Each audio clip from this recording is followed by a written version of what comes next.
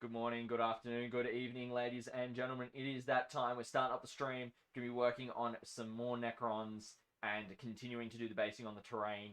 Head to the link. It's in the bio as well. Hope to see you guys in chat. Get in here.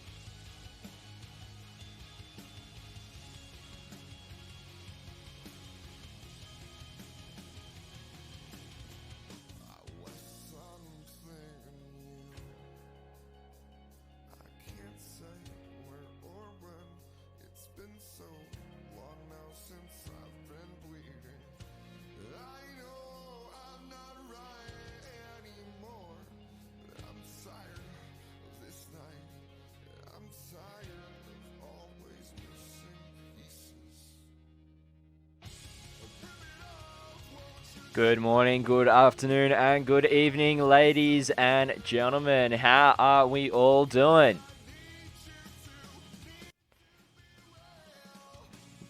Oh, Chadwick, yes, brother. I will be rocking that three-piece. It's going to look spicy. How's everyone doing in chat? Welcome to the afternoon stream. How's everyone doing? Hope you've all had a great Saturday. I know I have. This morning has been really good. You know, let's see how the Arvo stream goes, shall we? Who knows if this one decides to work a bit better. Yes, so spicy, Chadwick. So spicy, brother. But yeah, how's everyone doing? How's you know, your start to your weekend been, or your you know, if you're on your Saturday, how's your Saturday been? How's your you know, depending what other times of the day you're up to, how's your afternoon, your evening? What's been happening? Chadwick, how have your streams been, brother? Yes, Arvo, Aussie stream. Yes, brother, yes. Your Arvo, mate. Gotta get that accentuation of the Australian language. Also, that did sound a bit ethnic, not gonna lie. But we'll just give it a couple of minutes here, everyone. Let everyone kind of rock on in. So we are working on some good stuff today, hopefully. We'll kind of start off with some painting. Oh, that's good to hear, Chadwick. I was hoping to catch you yesterday, but I was actually hanging out with Iron Smithy in his stream. And then I was finishing up work just as his stream ended, so I wasn't able to tune in. I pretty much come home, go straight to the gym, come home, prep for stream, and just all that usual stuff. But I'll definitely have to catch it at some point soon, brother. So, glad to hear that your streams have been going well for you, man. So, today, as the title says, we're going to be working on some Necrons, some robot boys. I started work on a Plasmancer last night, which was great. I got the dry brush base coat. Nah, it's all good, Chadwick, all good. I wanna show up, come and see what your community's like. Considering you're coming to spend some time with me, brother, which I really appreciate. The mentorship, I'm going to have to double check the times. I'm not sure if this one is still a 6 a.m. start or if it's a 5 a.m. start, because you guys enter daylight savings over on PST time. So it really depends on that for me. So if it's not the case, then it's 6 a.m. if there's no change. Superstars are intense. Be warned. Yes, your community, man, are absolute superstars. There's some of the clips I see and hang out. You know, see some of the VODs as well is absolutely awesome. So yeah, they definitely superstars, brother. I'm just going to quickly adjust my mic. I'd like it to be a bit further over. So, generally, I've actually got it so it's tied directly onto my other desk, so that it's able to kind of not be too much of a problem. So that should be a bit better. If I just adjust that, there we go. That's a bit more in my face, like I like it, and probably a bit better for you guys. So yeah, so as I said, today we're going to be working on some Necrons. I've got Plasmancer I'll be working on. I'll be starting on another 5 Warriors as well. And then also, we'll be continuing those terrain bases I started last night. So what we'll do, we'll probably get started on the Plasmancer. And I'll just pull over a reference model to get some ideas of how I'm going to do this. And then we'll get into doing the PVA glue onto those bases. Let them dry. And then we'll get into the Warriors and then go back to the Plasmancer and see how we go. Now, I will be streaming for about 3.5 hours this afternoon or this evening for you. I do have a hard finish time of 7 p.m. Australian Eastern Daylight Savings Time. So, let's get into it. We'll have stream raiders going in about, we'll give it maybe half hour or so as well. To let everyone kind of rock on in. Oop, that's camera. I'm not 100% certain is straight. That's probably a little better. And it is a little higher up because I did increase the elevation for last night's stream to do kind of the hobby in this area. So we're going to be working on this guy right here. And we're going to try and get him in the similar color scheme to this guy right here. So as you can see, the blue armor, some gold, Oh, thanks, Chadwick. You've got kind of that orange in the blade. Hey, Radically Bad, how's it going? 8:33 in the afternoon for you. So it's more like nighttime for you, I'm guessing, or is it 8:30 in the morning for you? So yeah, there's a bunch of washes that I'll be doing on this guy to kind of get it very similar, and that's how I do my Necrons. So let's get into it. 8:33 p.m. Okay. I shall keep that in mind, Radically Bad. Glad that you're able to drop by and hang out. Alright. So, yeah. Awesome. So, we'll see how that goes. Maybe I'll chuck a poll out into the Discord. Yeah, too easy, Radically Bad. Feel free to share that list, man. Feel free to share that list. Alright. So we're going to do all the gold. Oh, Flame Scion, how's it going, mate? Glad to see you popping by in chat. So, Chadwick's just like jumping in on that. 1:30 a.m. for you, Flame Scion, mate. Crazy.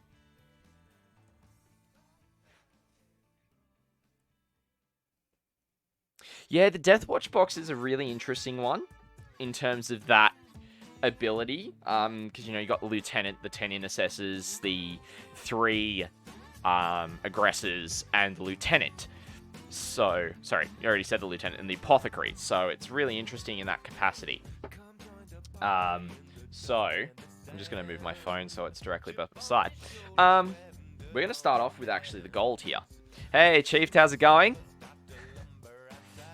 Yes, today is the cutoff, so I'll be prepping it all tomorrow or tomorrow night, hopefully.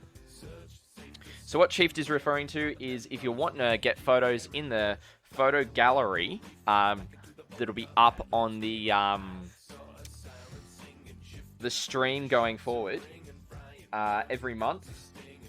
So we show off some viewer hobby work during like breaks and such. Make sure to post in the Discord for that. Flame Scion, just watched the match you uploaded on YouTube. Man, I'm so excited to start playing myself. What did you think of that, Flame Scion? Like, in terms of the highlights video. I'll have the full game up some point soon, but that was just a highlights vid for it. What are your thoughts around it? Did you enjoy it? Was it a bit too long, a bit too short? Let me know. It's a process I'm working on refining in terms of how I do the VODs. Glad to hear that you're going well, Chief. How's your day been? What's been happening? Alright, so we're going to be using Balthasar Gold. Hey, Emily, how's it going? Flame Scion, it looks pretty interesting. I really enjoyed it and time flew by whilst I was watching. Yeah, awesome. I'll see how it goes. I'm going to do a bunch of improvements on the videos and everything. Emily, how's my Saturday going? Saturday's going really well. If you haven't seen many of my stories or posts, I was with some friends for a bucks for today. And we went out for lunch at a coffee house. If you know Owner Coffee, we went out there. Owner Coffee House for lunch, which is really awesome. If you're a coffee connoisseur, then they actually have the World Champion Barista and a World Champion Blend in their cafe.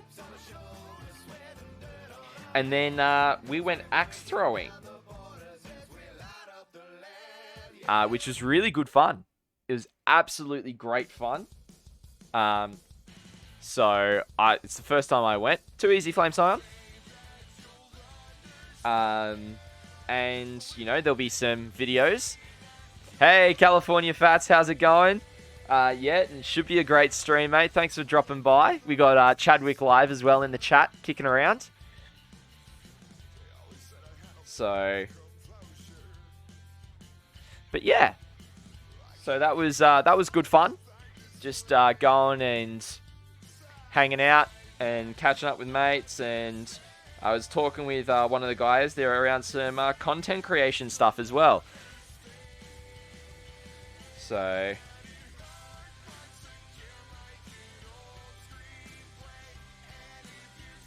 oh, Chiefed. Just finished work but 5 a.m. till now. Oh, dude. So I'm guessing you'd prefer the later start then. Yeah, we'll have a great one, California Fats. Hope you, if you're streaming your time tonight, man, I hope you have a great stream as well, or hope your streams over the weekend go well for you.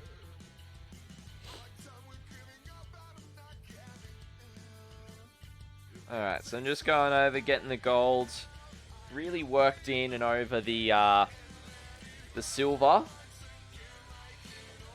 So yeah. But yeah, if you if you're enjoying the content, absolutely love you guys choosing to come and hang out with me as we get some painting done today. No, like early one, nights off better for relaxing hobbies. Yeah, okay.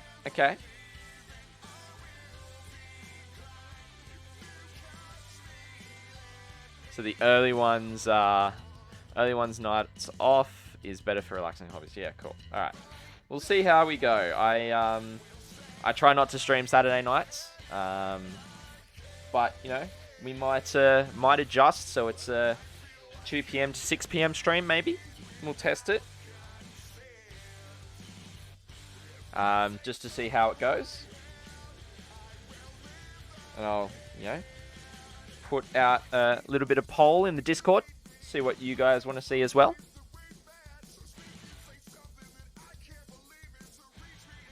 Alright. So that, being a base paint, the Balthazar Gold means is actually quite a solid coat straight away.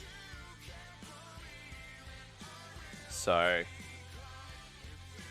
I won't go fully up the things because I'm thinking I'm gonna have to do the entire thing on this one,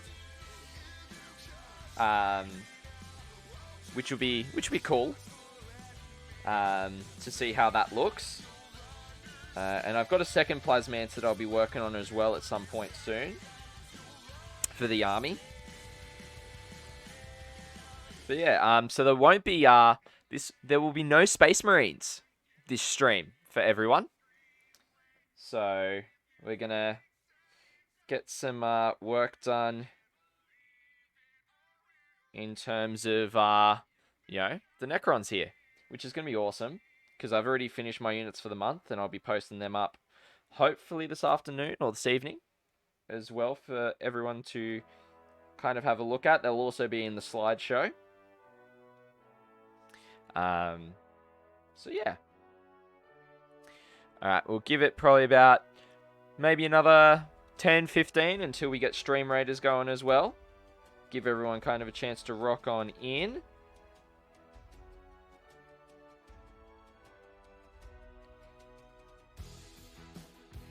Alright, so I'm just going to see if that's all nice and solid underneath there. Cool.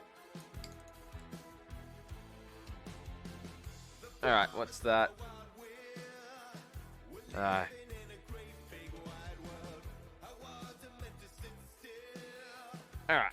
so that side's done. Now we got this side here. And then once it's dry, I'll swap it over and we'll do the other side. But yeah, so has anyone in chat been axe throwing before?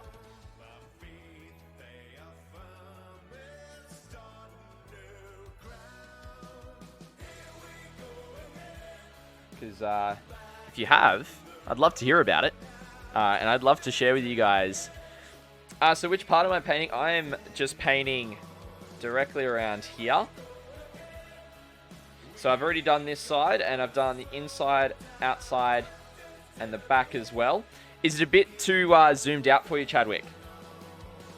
Because if not, I can zoom it in a bit closer, which is probably going to be a bit better.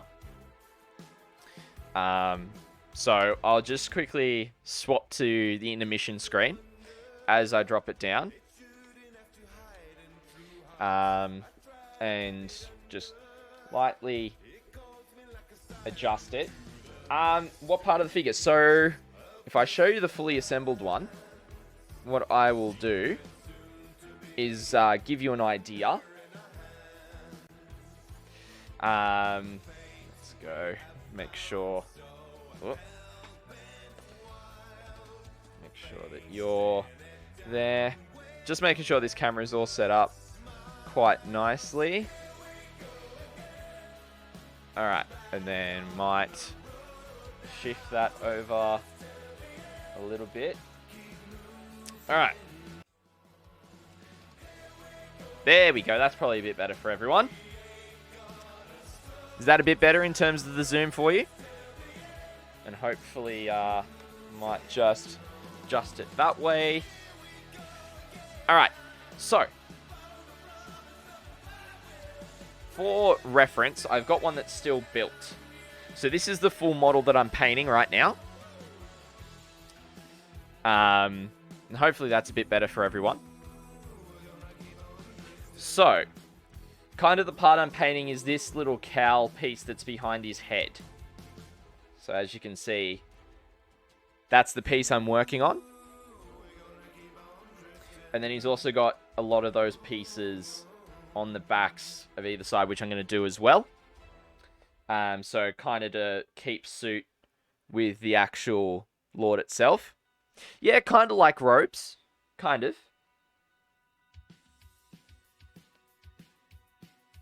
So more like royal adornments. Because the Necrons, think of them like Egyptian robots. Is what I would say.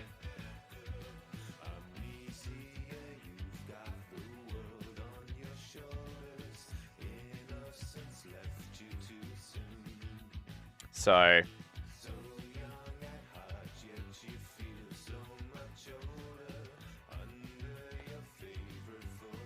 that's kind of the theme of their race within the game.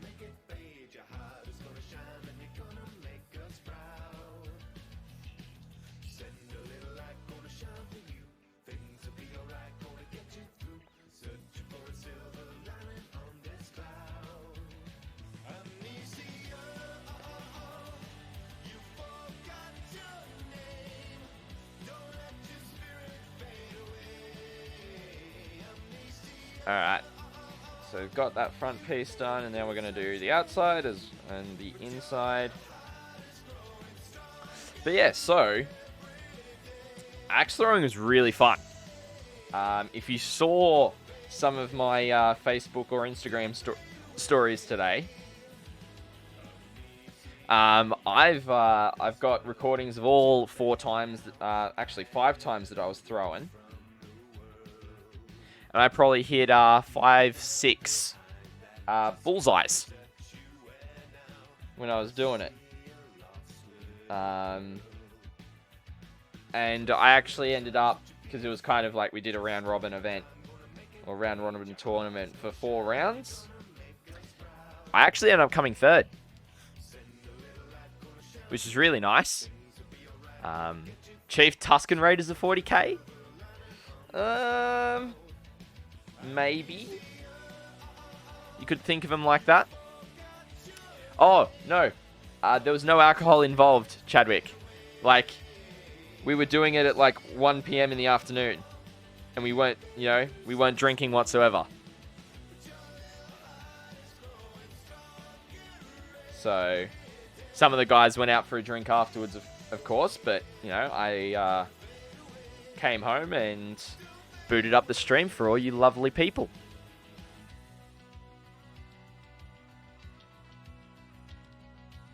Because yeah, right, Chadwick, that's crazy. Yeah, no, we've got, there was actually a waiver form that said that we are not allowed to do it whilst intoxicated.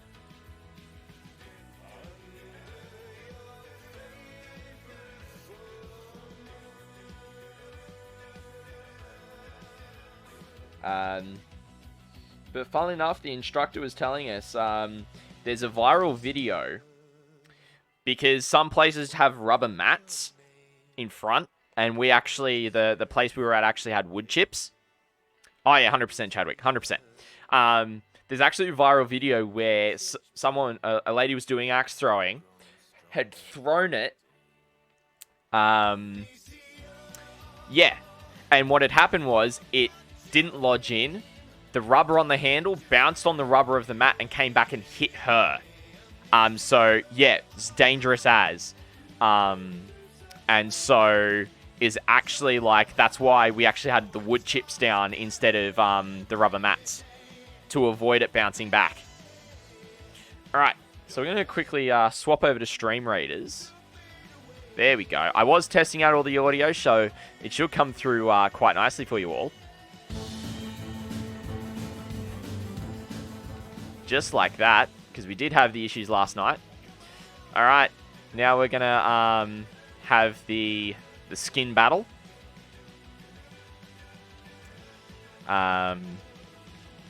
Let's start off. We're gonna go with, how many battles we got? We'll have 1, 2, 3. We'll have enough time to get through it, so I might save my big boy, but I'm definitely gonna put down a berserker. Is where I'll start. Chadwick, not too easy, brother. So, how Stream Raiders works is every 5 minutes you get to put in a unit from your own kind of army, and they've got cooldown time. So, you can only place a common one every 5 minutes, every 10 minutes, sorry. You can only place down some of the bigger ones every 30, 60, 90, 2 hours. Sometimes even 4 hours. So, the one I put down, the Berserker, has an hour cooldown time. So, just put down the units you want to use, and as many as we can get, we jump into the battle, and hopefully we keep on trucking through. Alright, so I'm going to leave that to dry. But then what I'm going to do is we're going to come over to this guy, and we're going to do the exact same areas.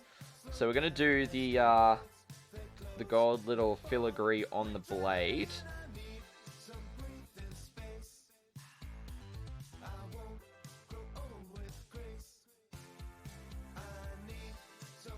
I don't want it to be too thick either on this part.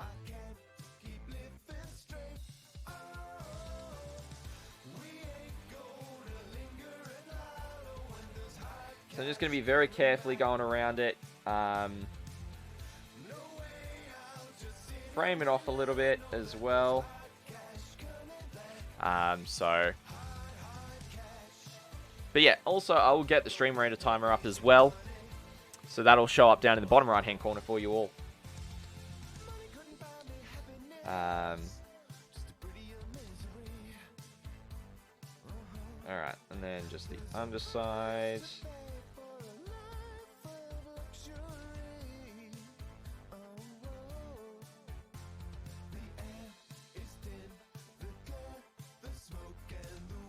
So yeah, but no, it was Axeron was absolutely great fun. All right, let me have a look for you, Chadwick. Let's have a gander. Yes, you did. Well done.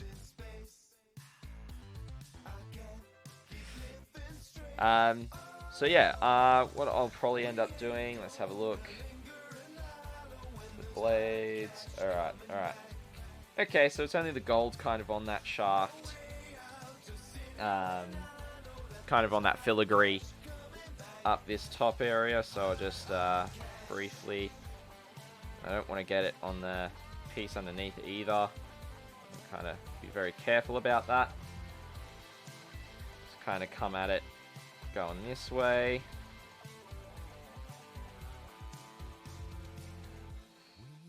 But yeah, it's just a so are those made of metal, or is it just base coat on plastic? Yeah, it's a base coat on plastic. So if I give me a second here, Chadwick, I can show you what they look like when you first purchase them. I'll just finish this one section, and then I'll pull it out to show you.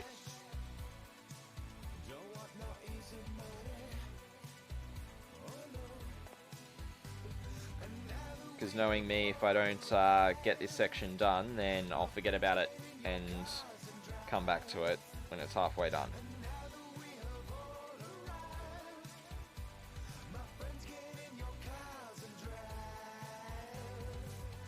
Cool. Alright. So, when you first get them, so if I move this guy out of the way, the box kind of shows you what's in it. So is a box of Necron Warriors.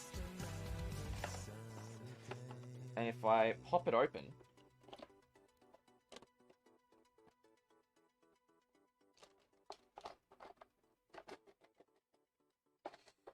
this is what they originally come as. So they're all on the sprue as grey plastic for these ones. And so you have to clean off all the mold lines, put them together using plastic glue generally. And then you have to undercoat them. So depending on the person, they might choose to undercoat it with black, or there's other colours you can use as well if you want to save some time. So I'm just going to struggle getting this back in the box. My apologies, ladies and gentlemen, in chat. It comes with instructions on how to build them as well and all the bases that you need, but some people also do make their own 3D printed bases or resin cast bases, or they purchase them as well. Now I'm going to move this out of the way because I was cleaning my hobby desk after last night. Yeah, they are quite intense. And then the undercoat for these guys I've actually done as metal.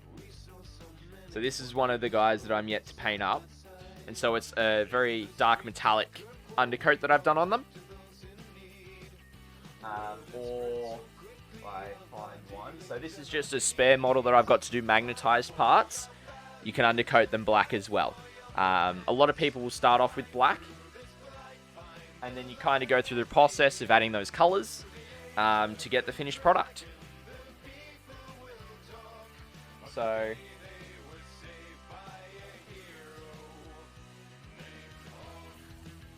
it is intense, but it's I absolutely love it.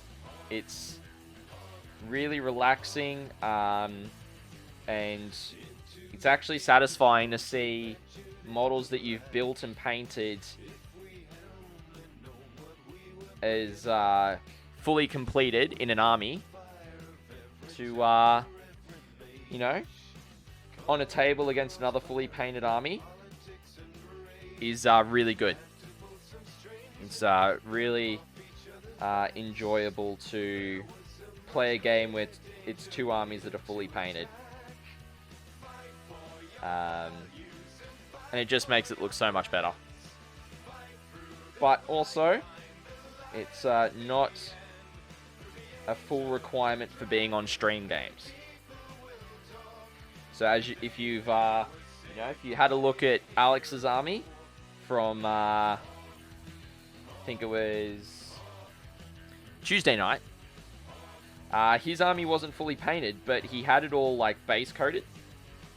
So there was at least kind of one color on everything, and that's that's kind of the standard I'd expect.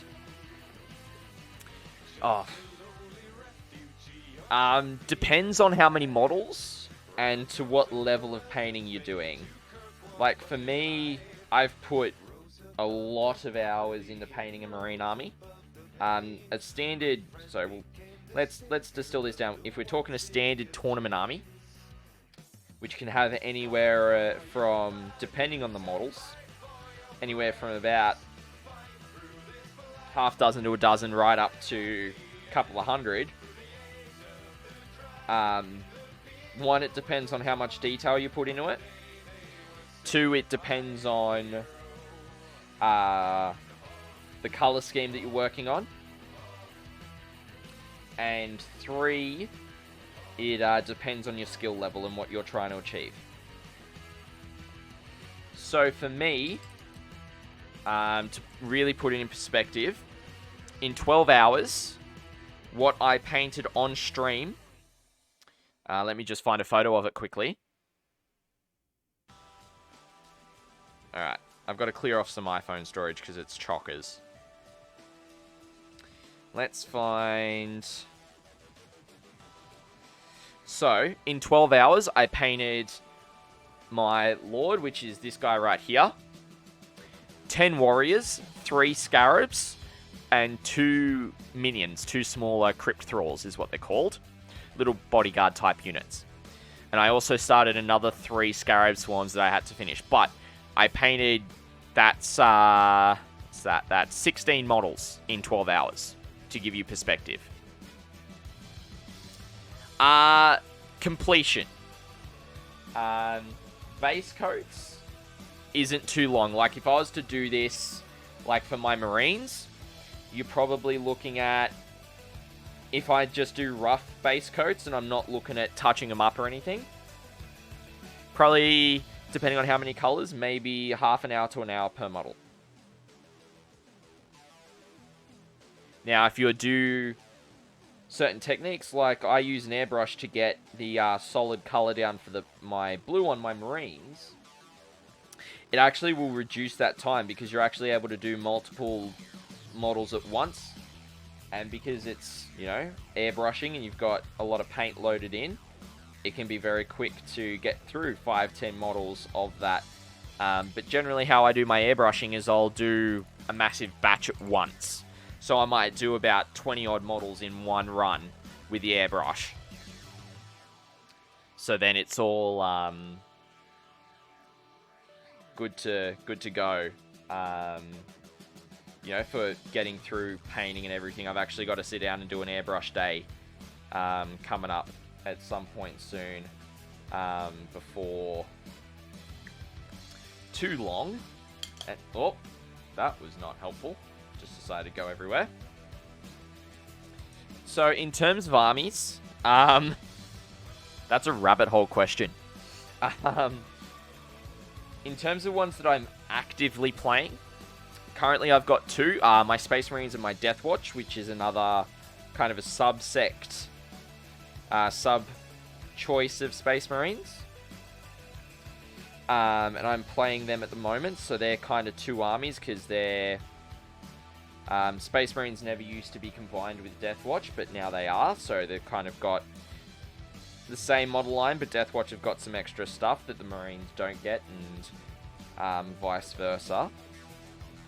But most of the model kits are pretty comparable across both. I've got the Necrons, which I'm starting up. Then for another couple of games, I've got... for an older game called Warhammer Fantasy, which is more like big regiments of infantry and cavalry. It's, think of it more like high fantasy or WoW, but in like massive armies. And I've got a decent size army for the, oh, I don't know why. Chat, has the camera not focused down here for a while? Because it should be, there we go, it decides to focus. I only just noticed that, so I do apologize there. Okay, cool, I might have to turn off the autofocus then, but I do move it up so you guys can see it. That's why I prefer to have the autofocus on.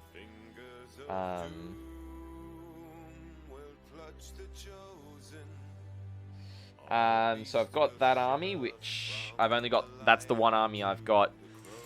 Yeah, too easy, too easy. So I've only got the one army for that game, and then the game that I first got into, the Lord of the Rings strategy battle game, I've got a Gondor army, I've got a Dwarf army, Mortal Orcs, Isengard, Moria,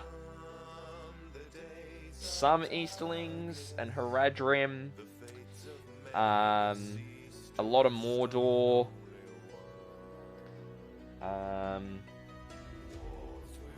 so yeah, there's a lot of... I got a lot of those miniatures, and Rohan as well, in there. I've actually considered building a... or creating a custom army. Oh, that's awesome, Chadwick. Yeah, so that's how I actually started in the hobby. was doing the Lord of the Rings miniatures. So I did both that and 40k and fantasy all simultaneously at one stage there. I was one of those insane wargamers that did all three. So, but, you know, it's great fun, and I still, if I ever get a chance to play Lord of the Rings, I definitely do get it, but I would say that 40k is my main game now. And I play the others every so often. Alright, I'm probably going to need to do 2 coats of the gold, just to make sure it's a nice, solid, even coat. But yeah. So yeah, that's how I got into this hobby. Was one of my good mates who was my groomsman at one of my groomsmen at my wedding. I think 18 months ago. He was the one. I was over his place and saw the models, and I asked about them, and he was like, "Yeah, it's for a game, and you know, you kind of roll dice and move the pieces, and they got stat lines," and it really intrigued me. And I was, you know, talked to my parents, and they managed to find some stuff, and it was pretty cheap to get into then. So yeah, that's when I kind of started, and then I really just I did take a bit of a break, probably about kind of, what would be looking about 2 years, no, 3 to 2 years ago. So started the break 3 years ago and got back in pretty heavily, kind of around the same time I was getting married is when I got back into it. I kind of was a bit burnt out from the hobby, and I was working at a game store at the time, and I had quit that role. So yeah. I love Propel too.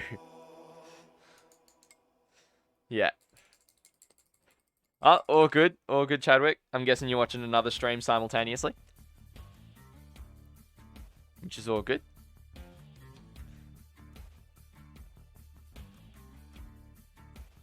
All right.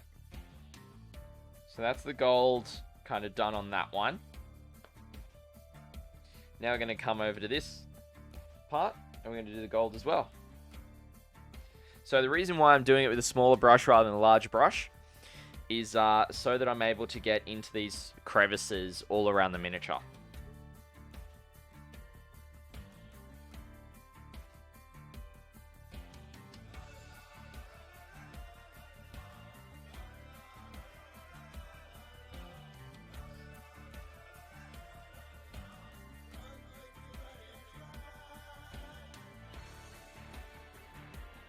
Alrighty. So I'm just going to do the exact same on this guy, and what we'll do, we'll probably do the first coat of the gold, and then we'll get over to doing the terrain pieces. And getting that second coat of PVA glue on. Yep. All good, Chadwick, all good. Yeah, it always is handy. I remember my parents used to do that. Hey, Flamesign, welcome back. Glad you're able to get your internet fixed up, mate.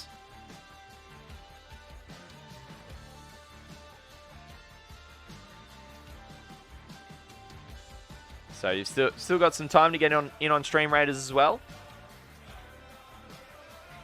You know what I would absolutely love if Stream Raiders did? Is if they had a phone app. I'd absolutely love that.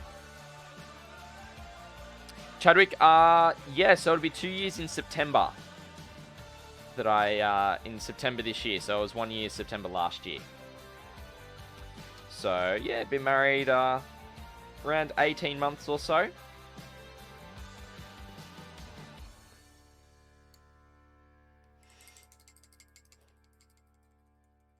Oh, Flamesign, you don't even have a PC. You gone on vacation. That's right. You're telling me you were on vacation going on vacation the other night. Dude, if you want to chuck up some photos in the general chat, in the Discord, feel free. You know, it's called general chat for a reason. So, but yeah.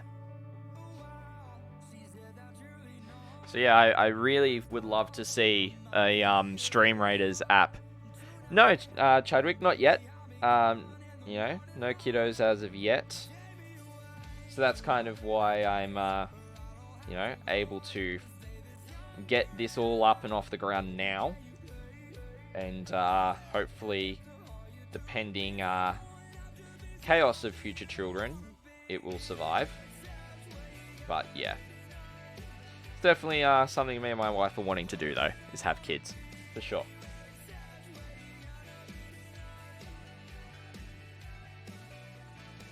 So, because am I right in saying that you're also married, Chadwick, and you've got 2 children? I know you've got a daughter, but I'm not sure if you've got 2 daughters or a daughter and a son. Yes, well, I keep 2 little girls. Awesome, awesome. So yeah.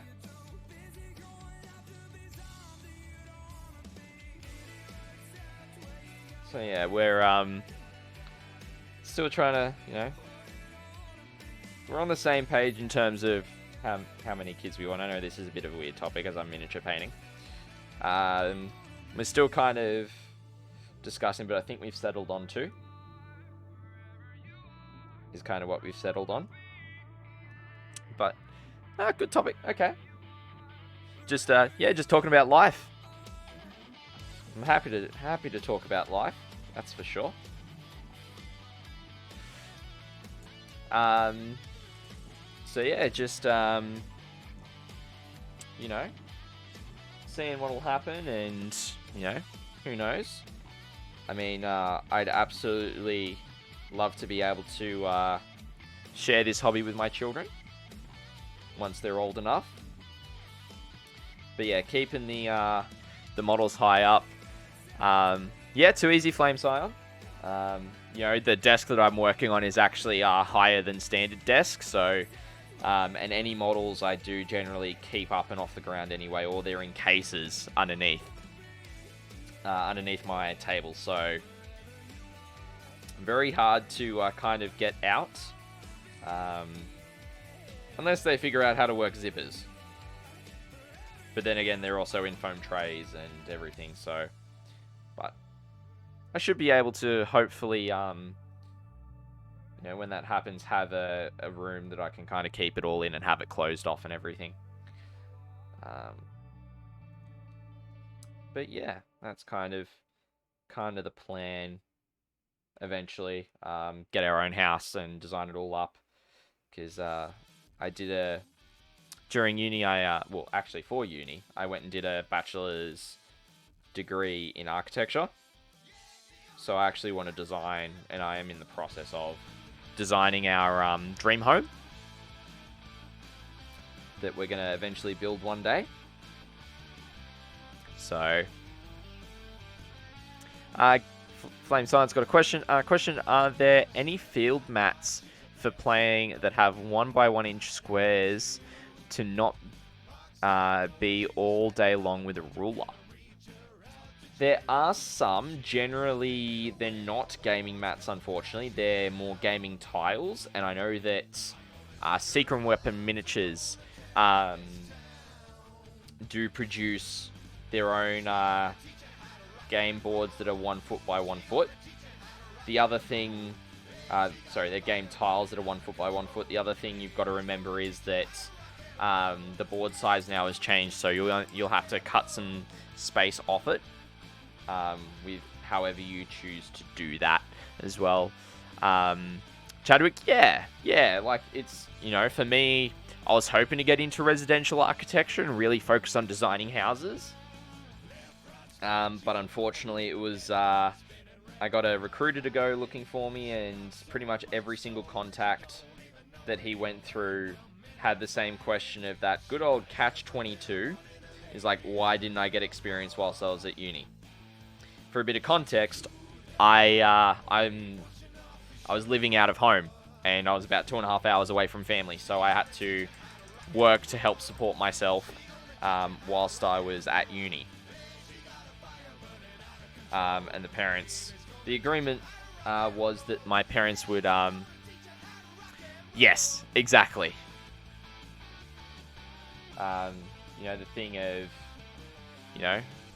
that they're very much the thought of, why don't you go get an internship or something, when, I had to work and also do full-time uni. On top of that was just something I didn't want to comprehend and do, and so I kind of gave up on that. I worked in retail. I'd been working at retail throughout my degree, and then really went full-time retail at the start of 2018 with a menswear company, hence why I understand the whole suits and appreciate suits, because that was something I absolutely was, every day I'd be, learning about suits and dress attire, but also casual wear, and in a menswear store, and it was absolutely awesome. I loved it. Had some great teams, but as with retail, you kind of get burnt out with how people treat you. Damn it, I just keep on knocking this guy over. He's just really tall, and that finger just keeps on catching on stuff. Oh, yeah, 100%. It is brutal. And so I end up probably about a month before my wedding. My area manager approached me, because at the time I was an assistant manager full-time, working Tuesday to Saturday. And I was really good. I was really happy with my progress and my stats. So working with a great bunch of guys. It was actually mostly guys on the team, with two other females, one being the manager, one being her sister, who were casual. Flameson, I had luck in that regard that my uni provided internship. Bad side is, with all the virus stuff, my internship place is quite dangerous. Yeah, that's fair enough. That is fair enough for sure. Chadwick, pretty happy to not be customer facing anymore. Yeah. So I ended up becoming a full store manager, looking after my own store, everything kind of a month before my wedding. And then because I had that lead up, everything else, because then it went into Christmas and I really didn't have time to really settle into the store. I kind of just had to get stuck in straight away. I didn't have a chance to really digest and do everything. So I actually burnt out of that role pretty quickly. I wasn't particularly happy. My area manager and my regional manager both noticed, and my regional manager was quite worried about me, as was my area manager. So we sat down for a one-on-one in February last year, and we were just like, look, where are you at? And I was just like, you know what, I'm honestly not enjoying it. And it wasn't, and I said to him, it wasn't because of the company, it wasn't because of the people I work with, it was just, I'm just burnt out of retail because I'm just sick of being treated like trash and having customers complain, and they completely understood that. So that's so I stepped down out of that position, and they were trying to find a manager, and I was still managing the store at the time. And then, of course, everything happened with the pandemic, and we went down on shutdown for a couple of weeks, about 5-6 weeks there. And it was where, at that point, then I dropped back to being a casual. But I was able to actually, we did a thing in Australia where, that the government was able to give business some stuff and help out. So we got Flame Silent in chat. Sorry about it. Just give me 1 second here. Flame Silent, hospitals are hell right now, so I dodged a bit there, but I also got my career delayed, so I started a few side stuff. Yeah, that's fair enough, man. With some luck, next month I'll be starting my first aid and paramedics small career. Awesome. So Chadwick, casual is different to part-time. So in Australia, part-time's kind of specifically 25 hours a week. whereas casual is, you know, someone that works not set hours, and they can change and vary on a week-on-week basis. But because of what the government was doing, where they were effectively going, we're giving businesses X amount of money to keep staff who had been there more than a year. My area manager was prioritizing me because I had, you know, the most experience within the business, and I'd been there kind of at that time close to 18 months or so. And so she was really like, nah, I want to keep, you know, Scott around and make sure he knows exactly what he's doing. He'll be fine with the business and where it's at. And so she kind of kept me on in that capacity. And from there, I just kept on, you know, was able to work quite a bit because it was, you know, pay, you know, wasn't from the company, it was from the government at that point. And so we've got a Stream Raiders battle ready to go. And so, yeah, it was kind of one of those things that it was then at that time, I kind of been back at work for a couple of weeks. And then a friend of mine from church approached me, actually. And he was like, have you done any computer coding? And I was like, I did a little bit of programming at uni because I did some maths courses during my uni degree. And so what I actually ended up doing was just sending him some of the stuff that I had done, and he liked it. We had a sit-down conversation casually on a Saturday. We're just going to go over to Stream Raiders as I continue sharing with you. And so from that, we just really... thank you everyone for the units. Let's see how we go.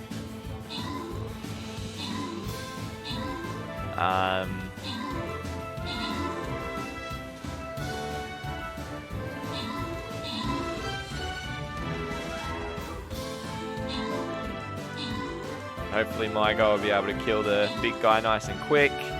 Yep. So...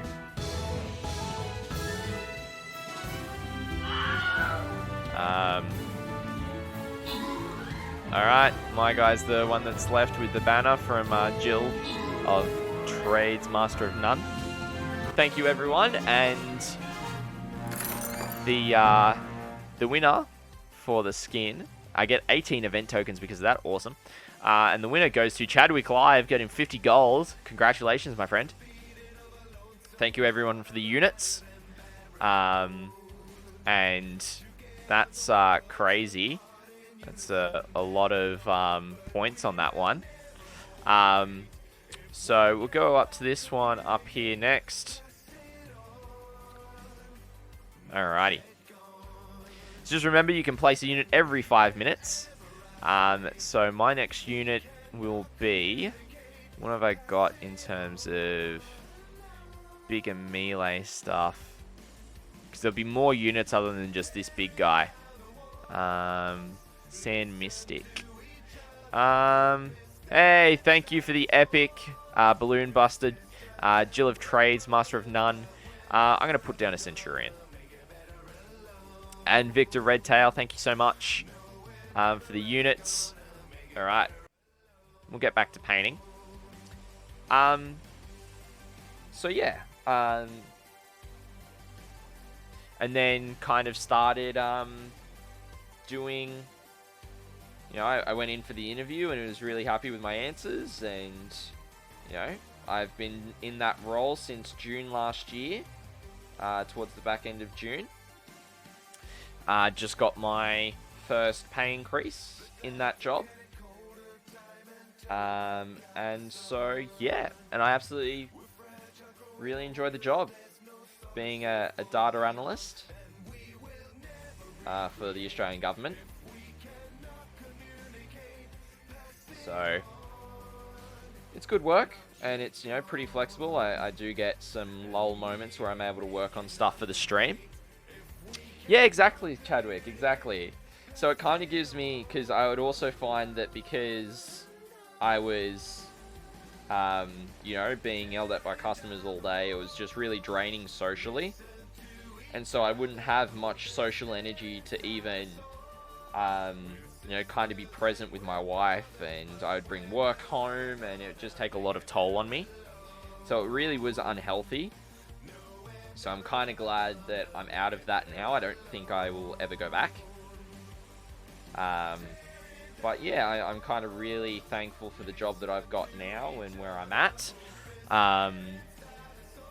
And so yeah, and I'm working with, you know, people from church in terms of my team, and people that I, you know, I do life with in, you know, everyday life. And, you know, it kind of, whilst I was on that shutdown period, it's, you know, during that time in, you know, April, May is when it kind of was. It's kind of when I, decided I wanted to give streaming a shot. I'd kind of done it before, but never really, you know, I tried it with my phone doing a wargaming event, and it never really managed to kind of take off or work out for me. Just because I was using my phone, that's probably why. It couldn't handle everything. And so from there, I just really, you know, I was like, okay, well, now I've got a bit of time, and I've got not necessarily the funds at that point. But then I got really fortunate. I ordered a Logitech C920. I thought, yeah, one will be good to start. A mate of mine lended another one to, not a Logitech, a different webcam to get me started. But I ended up not needing it. So the company that I ordered it from, whilst I had paid for one, they ended up sending me two. I was very much like, okay. I was taken a bit aback because I was like, when the package arrived, it was a bit bigger than what I was anticipating. No, Chadwick, I actually kept it and use it because the camera that you see my lovely face on is the Logitech C920, and the one that's got the camera under where I'm painting is the Logitech C920. So I'm actually using them. However, I didn't use the second one until about November last year, because I was reading up online around the Australian, you know, legal standards. And so if a company in this situation wants it back, they have to reach out to me and they have to make the effort. And it's not up to me to do, to go to them and say, look, you double sent me this, I didn't purchase it, do you want it back? And so it was something I really sat on, and I thought, yeah, you know what, it is their responsibility. And they never got in touch with me. So about November, I cracked open the second one, and I've been using it ever since. So, which is awesome. So that's why all the wargaming content you get really great picture from, because I've got two C920s doing the dice, one doing the dice cam, one doing the tabletop. So that's why it's such high quality. Because, you know, I want to provide you guys who are tuning in with the best quality experience that I can provide with the equipment that I've got. Eventually, what I'm going to end up doing is I'm going to have a streaming setup that is a full portable setup that I don't have to then reset anything up here in the studio, in my streaming room, to do live streams here, because that's what I'm having to do. I'm having to break everything down here, take it with me, and then bring it back, unpack it all, and all that fun stuff. And that'll kind of come in time. All right, so we actually ended up getting gold, at least the first coat of gold, done on all of these guys. So what we're going to do, we're going to put that off to the side for now. Put the gold back in. Let's pop you in.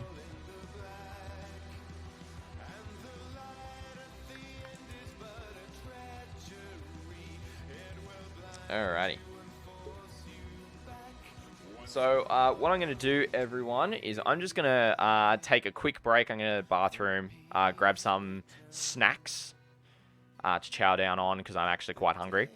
And then I'll be back and I'll adjust the camera and everything. What we'll do is we'll get the base coat on these. Actually, we won't do the Necrons. We'll do the basing first on the terrain stuff. So I'll be back in about 5 minutes or so. Hopefully a bit shorter, but I'll be back very shortly with some terrain work. Hang out.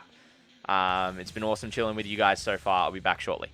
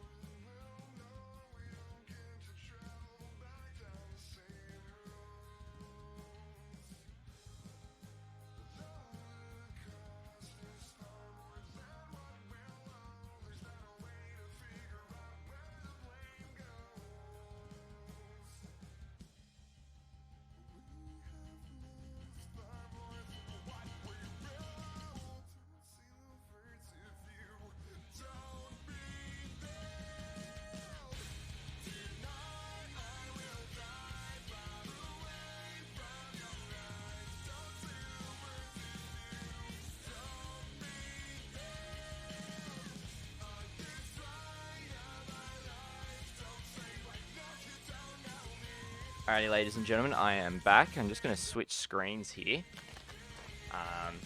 And so, hopefully, I'll move the camera up a little bit for you as well. So now you guys can kind of see me.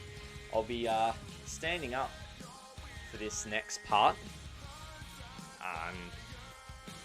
Hopefully, yeah, kind of chops off the top of my head, but that is what it is. So I'm just going to pop my headphones down and move my phone out of the way as well, because I'm going to get the tray back out that I was using last night, and I'm going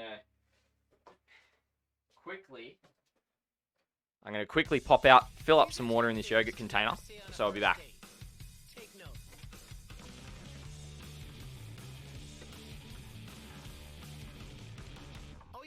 I believe in reproductive rights too, especially for guys. Have you heard of the men's rights movement?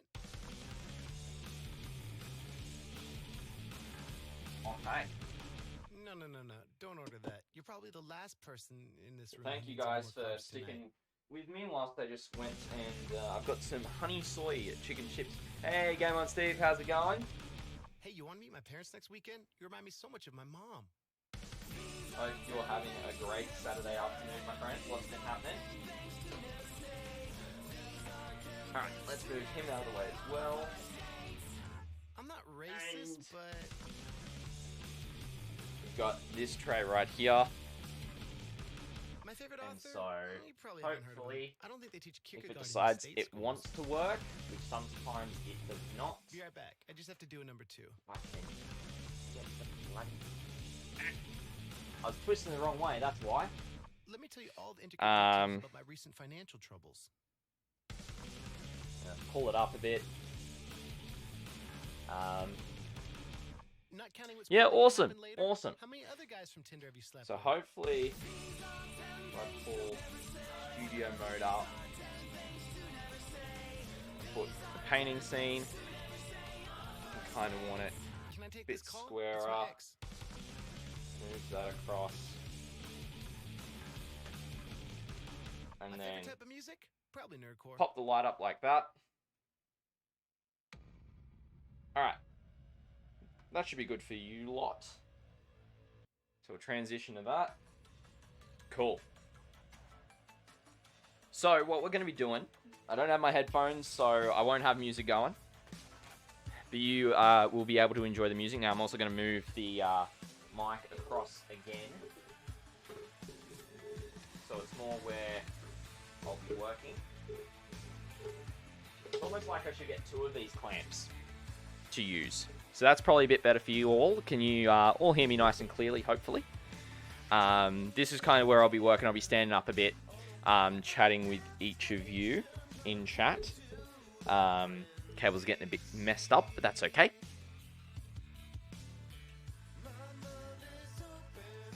So what we'll be doing... Thanks, Chadwick. Really appreciate that. So we did these last night, which have got pieces of terrain that sit on them. Now, right now, the PVA glue is holding it on there.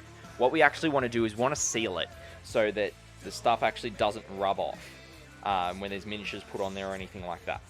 And we're going to kind of do some tidy up on them as well. So we're just going to just like to clean up the edges more than anything. So they're actually nice and clear. Now these will hopefully get a black undercoat tomorrow is kind of the plan. Let me just also, I want to try and get the mic a little bit higher up. That's probably as far as I can get it without having a massive arm on it. So, and I know that's a bit in the way of your camera shot of me, but it's the best I can currently do. So, just clean that off, got the excess off. So, from here, I've got PVA glue here, but I've also got a container that I need to kind of mix out because it's got clumpy stuff down in the bottom. So, what I'm actually going to do, I won't use one of these guys. We'll use one of these guys from last night that had the terrain in it. So, just going to get a piece of paper towel and just kind of get all the gunk from the sand kind of picked up from it. So then I can put the PVA glue into it and we can go from there. So we've got 6 of these that we need to do this on, and hopefully with the temperature currently in the room, they should dry pretty quickly. Cool, that's nice and clean. I'll just do the top one as well. Just clean that up.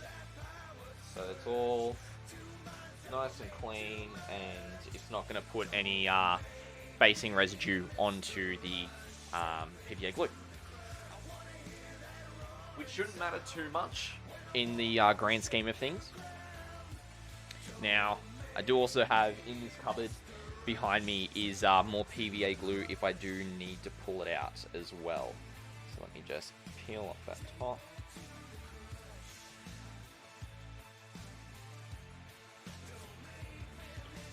Alright. So, we're going to go with the same brush we were using last night. So the synthetic inch brush. I'm going to start off with adding a little bit of water. Now, I don't necessarily want this to be nice or too thick, but I also don't want it to be not much at all.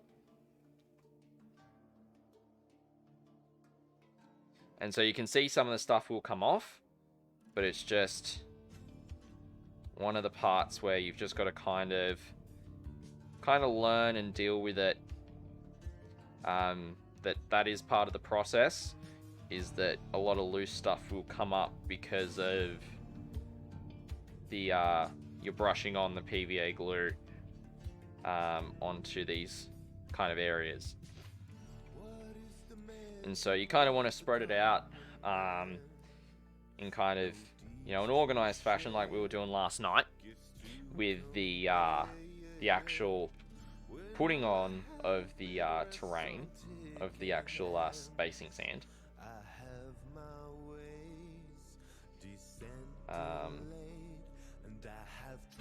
And what I'll actually do is I'll hold it by the large chunk first. And I'll go around the edges. Because then they'll be done and it'll be a lot easier to do the bigger sections without necessarily worrying about spillover too much.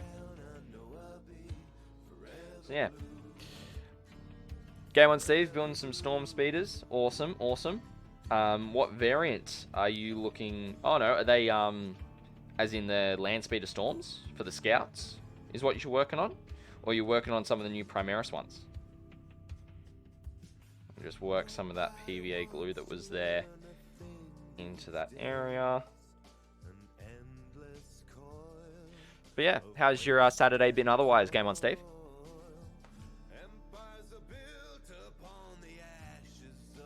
Alright, and you'll see there's kind of a bit of excess going around.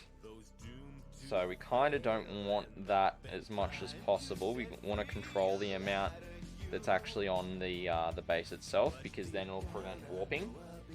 But also there's going to be a strategy that I'm doing. The new Primaris one, awesome, awesome. So one of each, cool. How are they in terms of building? Are they pretty easy to build? Are they a bit more complex, or are they quite hard kits? What's your verdict on that?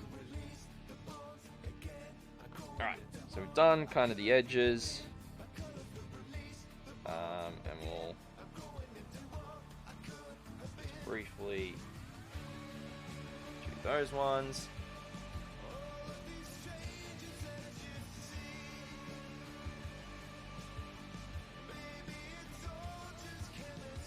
It's one of those things where it's not too much of a deal to get PVA on that center part where the building will stand.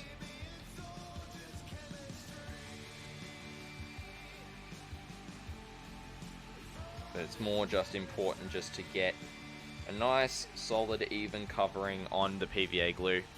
Not too much fiddling, that's good to hear. How are they in terms of the mold lines and the contact points for each piece going together? Is there many gaps, or is it quite a nice, snug fit for each of them? And the real question is, are you able to magnetize the guns?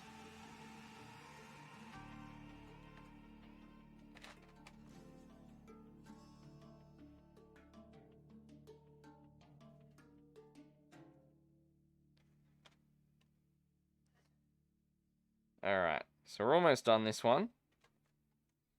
So I might just lift it up and just finish off that last part right there.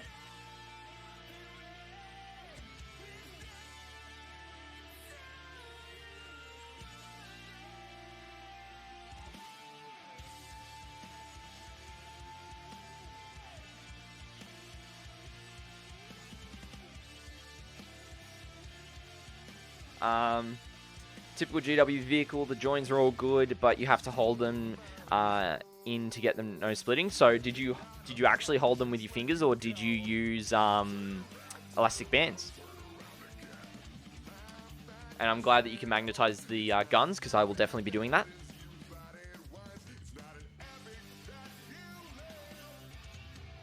But you reckon you would need to get extra bits, really? Okay, okay. I'm guessing because of the way the turrets are built. Rubber bands, yeah. Rubber bands would definitely help you, for sure.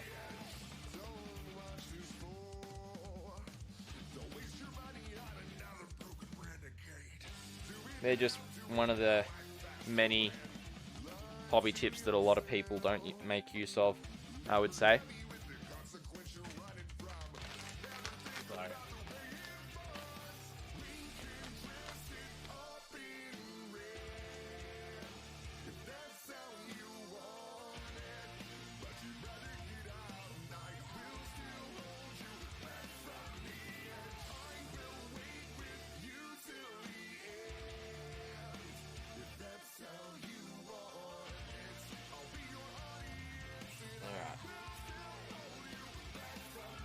So every so often, I'm going to munch on some honey soy chicken chips just to keep me going. Main gun is good, turret weapon is good, the side guns, you probably want the main part for each weapon. Okay. So what are the side gun options? I know that one's got storm bolters, if memory serves me correctly.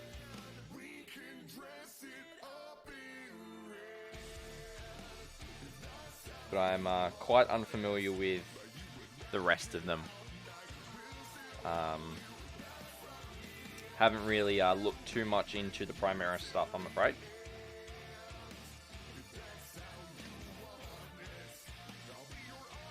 In terms of this kit in particular. So yeah, but thank you everyone who's coming to hang out on your Saturday afternoon. Just working on some terrain, some basing for the terrain, and hopefully, even if it's just black for the event next weekend, I'll be happy with that, because at least it's on there, it's black, and there's not too much extra work I'll need to do. Yeah. Saturday afternoon, Friday night, yeah, same. Depends on where you are in the world. Chadwick being over in California.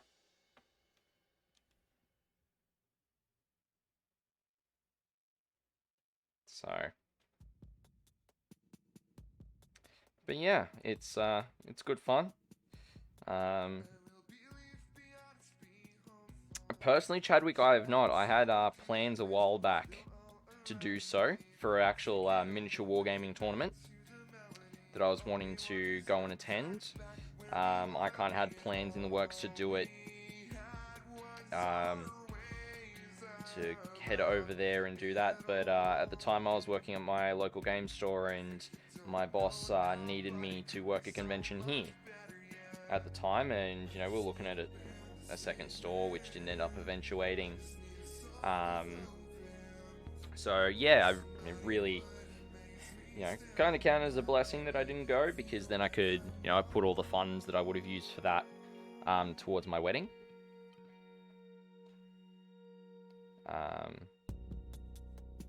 But yeah, I'll hopefully be able to get over to the States at some point soon. I do want to head over, go to some conventions and such. There's a really big one that's kind of the first one I want to go to, called Las Vegas Open. It's obviously held in Las Vegas, but it's run by one of the premier companies, miniature wargaming companies in the States, in terms of third-party retailers, independent retailers, called Frontline Gaming. And I've done some work with them, and I've spoken with them previously for a podcast that I used to do for 40k stuff back when I was, you know, super competitive. In terms of my gameplay, I'm not so much anymore. So, whilst I do cover events and tournaments, I cover it from very much a casual competitive mindset, which is always a lot more enjoyable.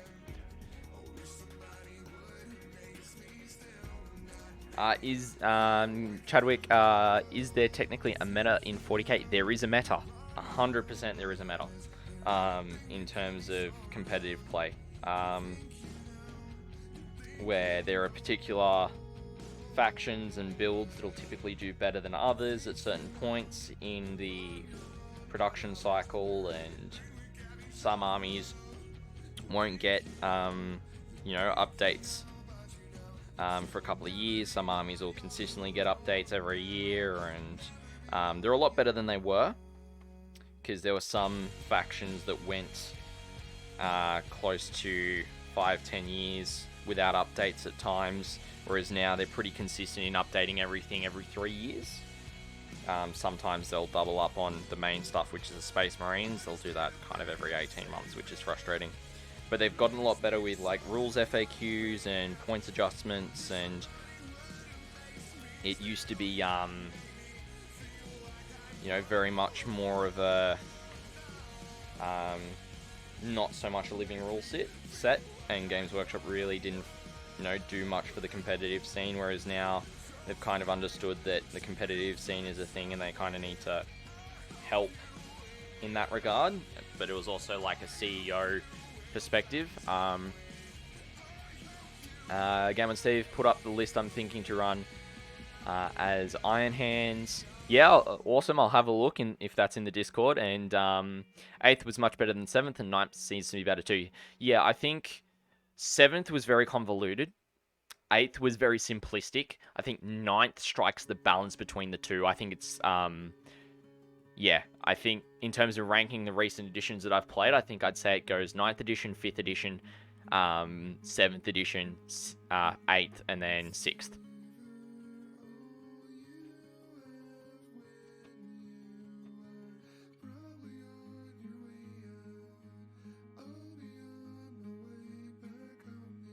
Alright, so that's 2 down so far. We've got a Stream Raiders battle coming up, so I might just restock the PVA glue because it looks like it needs a bit more. And yes, it is a sweet chili sauce bottle. It was something I inherited from my dad. He uses this technique, using the PVA glue bottle and all this kind of stuff.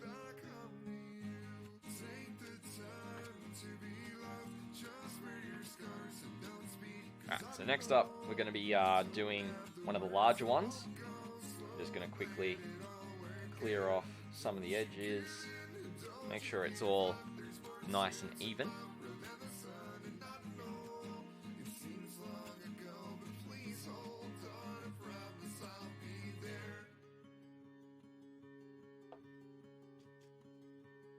Alright.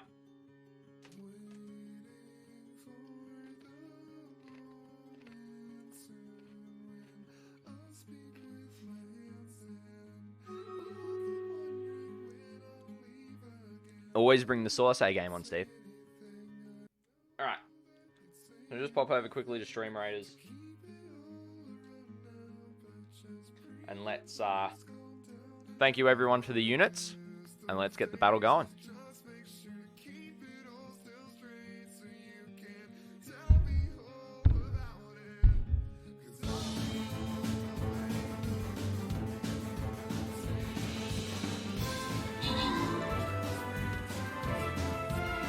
Well, that was an easy win. Cheeky Jill. Alright, and the winners goes to Game on Steve and Swelder Demon. Thank you everyone for participating. And then the next battle.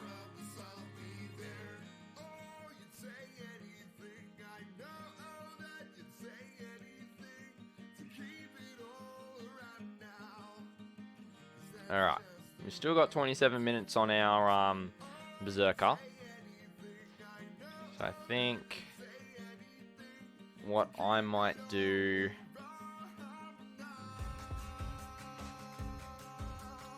I'm going to go with a warrior. Or a tank, sorry. Go with a tank. Alright. come back to painting. Too easy game on Steve. Oh, that's rough. It won't close, but it's not in Task Manager. Too easy, mate. I'll catch you back here shortly, hopefully. And hopefully it's not too bad on the system for you.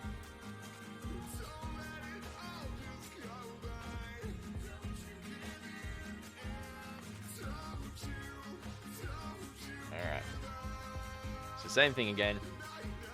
We'll do all the front and back edges.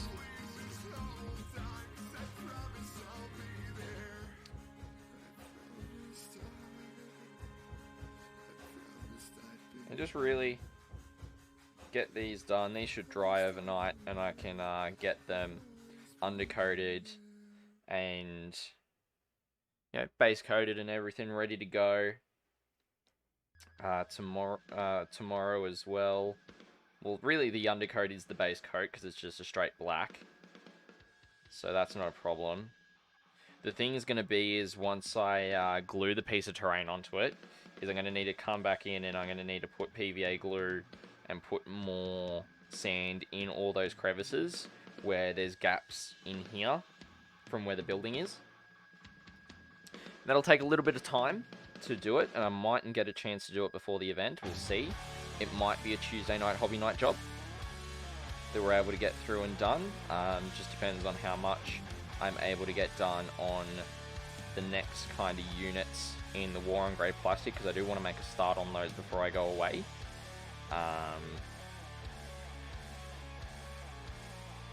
So we'll see how that goes.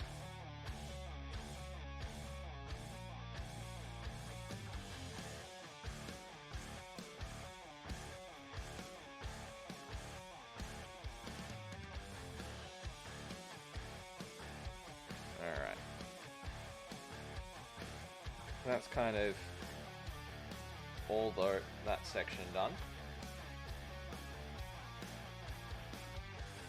But yeah.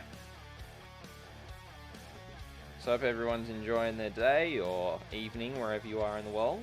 And I appreciate you guys choosing to come and hang out. Spend some of your time with me. Too easy game on Steve. Glad you're back. Hopefully the restart fixed everything up for you with your battle scribe.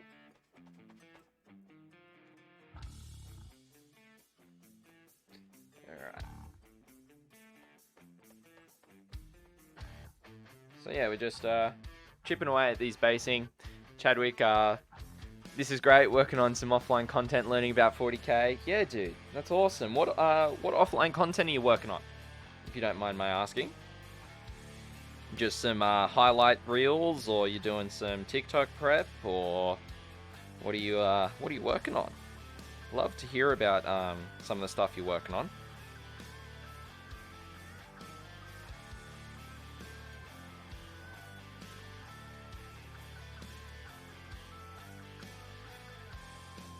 Yeah, nice edits in TikTok. Awesome. Yeah, I'm still making my way through the playbook, actually. I just yesterday I was answering all the I was writing up my final notes and answering the questions for the content section. And it was like, oh, put a poll up, ask your community where you want your content to be.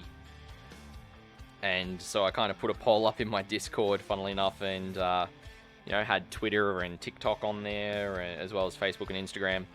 But I actually got a lot of responses for Facebook and Instagram, where I've been putting content so far. But I'm still going to figure out what I can put on Twitter and TikTok and see what I can do. I might break down the content that I did just this week gone. See if some 40k highlights and see how that goes. Maybe we can see. But yeah, no, I'll have to look into TikTok and have a look at it as a platform and see what kind of works, what kind of doesn't, figure it out. Because yeah, I really want to do. I wonder what 40k content would actually be up there. The discoverability is bananas. Yeah, I bet, especially with it being such a new platform. As well. So, alright, so we're gonna pick this base up. Let's get the last kind of areas of PVA glue kind of on.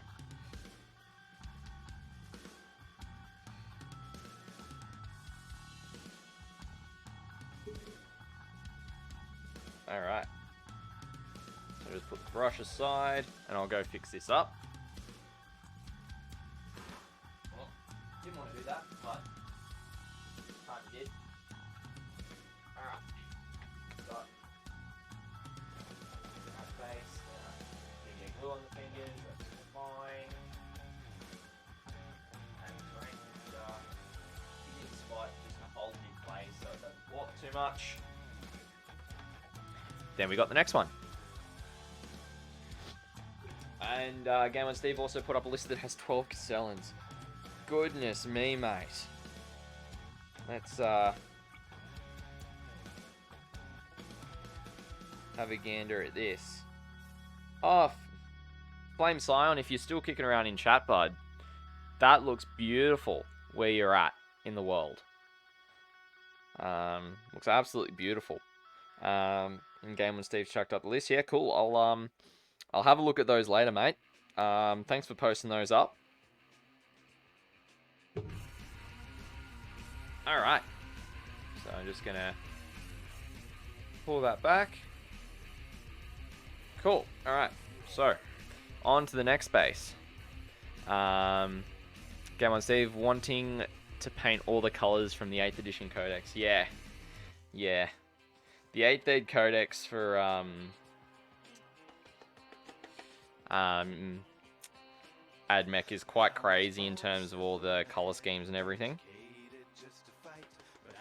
Alright, so you can already see that there's a lot of loose pieces that are coming off when I'm kind of rubbing my fingers against the side. You might pick up some water, kind of add it in, and mix it in so it's not getting too gunky. It can stay nice and consistent. Yeah, awesome Game on Steve. Glad that you're getting through some assembly and you're absolutely smashing it. I am probably going to need to mix up some more PVA glue and water here in a minute. I might even pour what's loose in this one, because there is a little bit. Pour what's in there, let that kind of dry out, and then I can peel it out.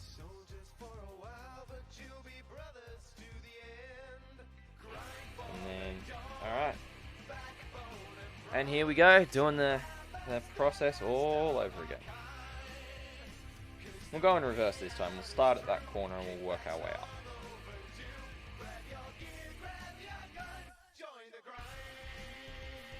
So yeah, just really chipping away at this project. Originally these were meant to be for pieces of terrain that needed to be undercoated, so I can kind of, I was going to do this process the way I'm doing it for them anyway, because they were actually quite larger buildings. They're 2-story, 3-story buildings, so it's actually quite hard to get in underneath to undercoat them if I've got the base on them. So I decided against putting the base on them to get the undercoat on them in a full capacity and get underneath to paint them as well. So that's a full another third table that I have in my collection that I'm working towards. But if I'm able to get these buildings done for the events and really hone in on that, I'll be stoked. I'll be happy, because then it means that we're able to help. We've been able to help out the events with an extra table, an extra 2 tables, I should say, of terrain, from us guys here in Canberra. Might be the stream one, not sure if it's going to be on stream. They're testing out a stream one today. I was talking with the TOs last night as well during the stream, or just before it as well. And they were just like, yeah, we're going to test one out, see how we go. We'll kind of keep you posted. I'm like, yep, cool, no dramas. So, but having bases on the terrain, especially with how terrain's handled in 9th edition, is a lot easier just to have it on there. Because then there's no arguments about defining things and all the other stuff. I'm sure Game On Steve, you'd probably agree that having bases on them is a lot better, a lot easier.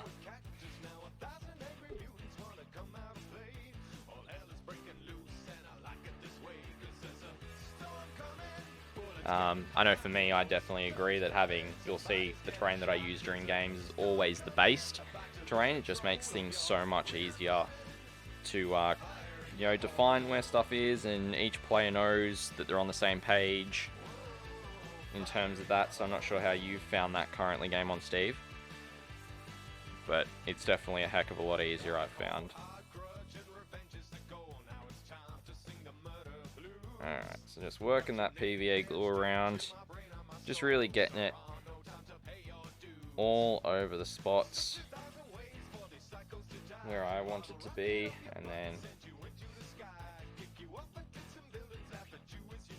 kind of control how much is going on there, up and around. Yeah, from a rules perspective, it should be, yeah, 100%. Like, it's so much easier when it's based. I agree. Because then you've got a defined area. But I played a game recently, we had bases, and I asked the opponent if they want to play the whole base being ruins and obscuring. Yeah, that's how I play it. Victor Tail, thank you for the epic warrior on the battlefield. Really appreciate that.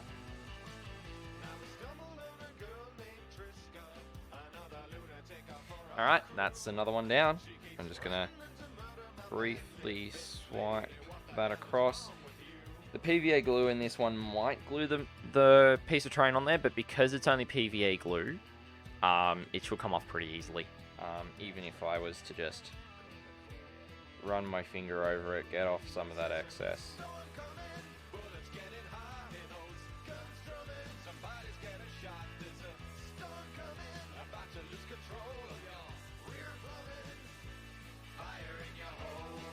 Oh goodness, Game On Steve. First time he went to shoot, he's straight over the base, and then proceeded to complain that he couldn't see because of the stupid rule. Happy to play either way, but he said he wanted the whole base. I even explained the alternatives. If he's agreed to it, and then he's complaining about it, that's kind of just on him. That's his problem, to be perfectly honest.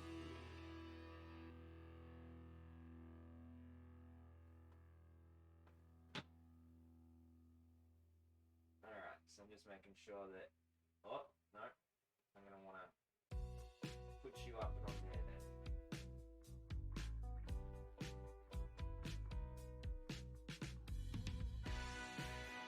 Oh, that's sitting nicely, and a piece just broke off.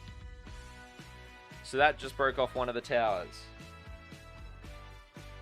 Easy fix. Got the plastic glue right here. And there's obviously PVA glue all over my fingers. And that thing has been capped for some reason.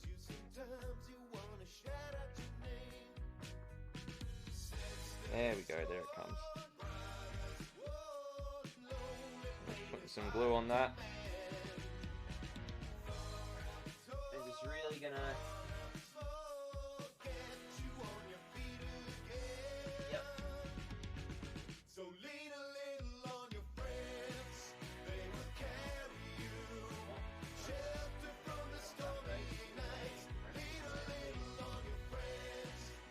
Sorry guys, I'm doing that off screen, but it's easy to do it.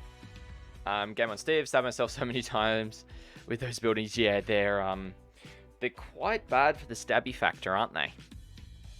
Quite bad for that. So, alright.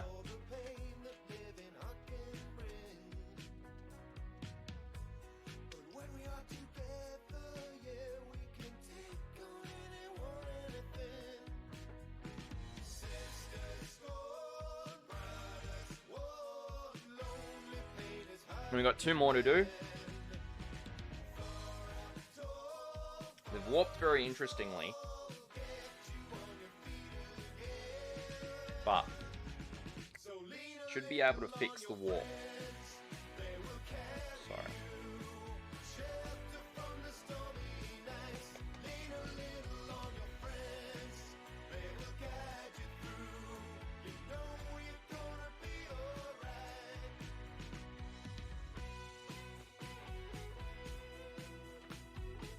Because as you can see, it's kind of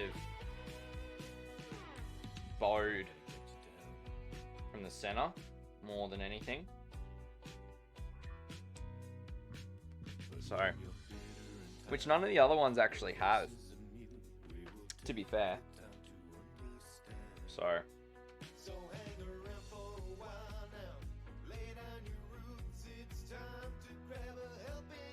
just refreshing the brush a little bit, getting rid of the PVA, getting some water, and just popping it in the PVA glue. And yeah, so these are the last 2 that I've got to do.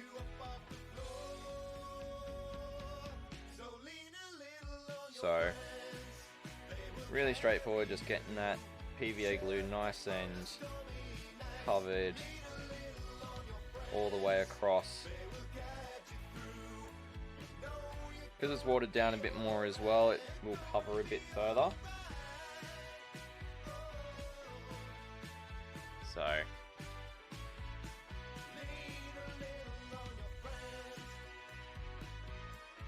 just like that. Yeah, so Game on Steve, you came in after I told you. I'm not sure if you saw any of the Facebook stories or any of that today.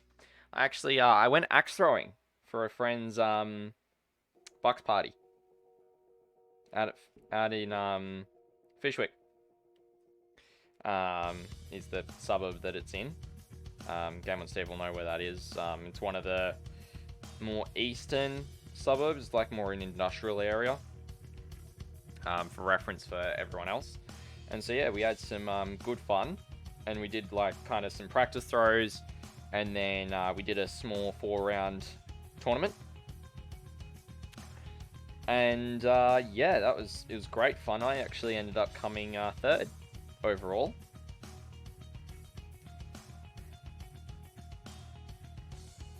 Oh, come on, Game on Steve. Not like that. I know what you're referring to.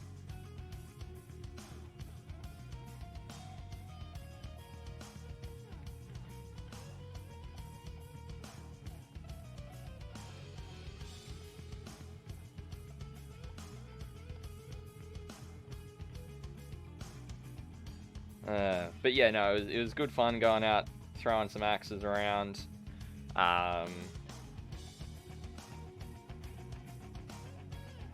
And yeah, it was... Some of the guys were just really good. Like, one of the guys that was with us, Jaden, I think the first round that he was in, I think he threw 5 out of 10 bullseyes.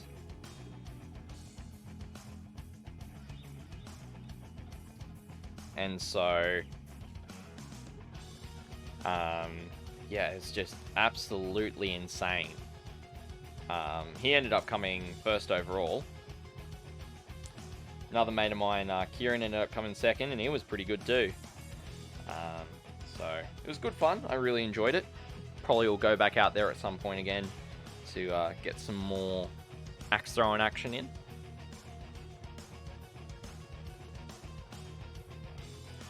But who knows?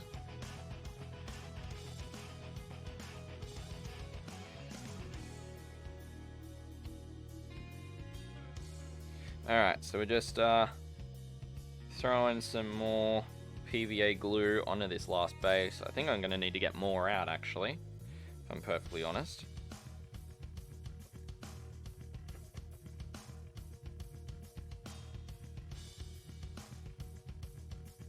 Because I'm starting to run a little dry in this little thing, which isn't a bad thing, you know, considering it's gone through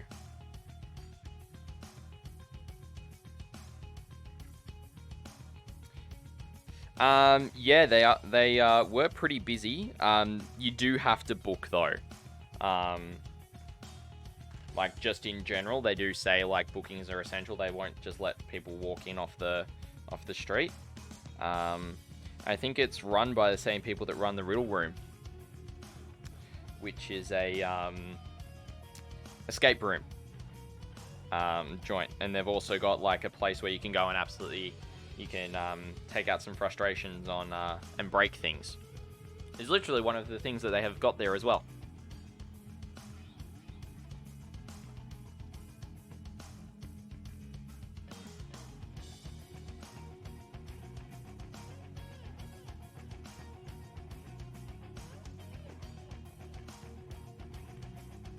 Alright, so this is the last one.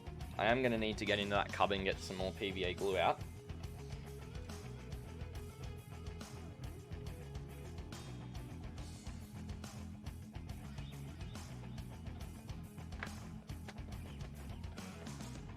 So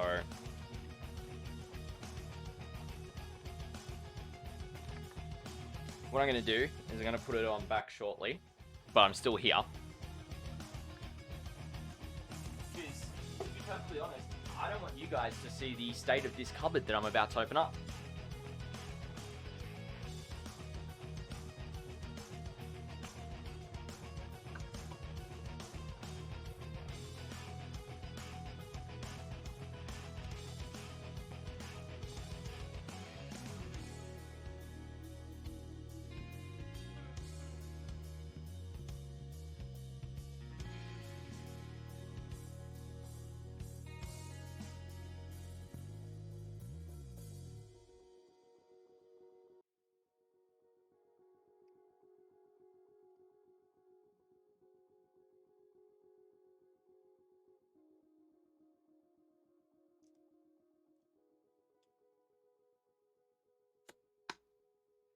Alright.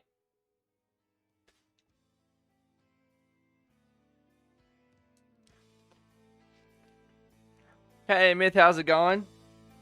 Hope you're having a good Saturday, mate. Glad you've you know, got me on in the background whilst you're painting.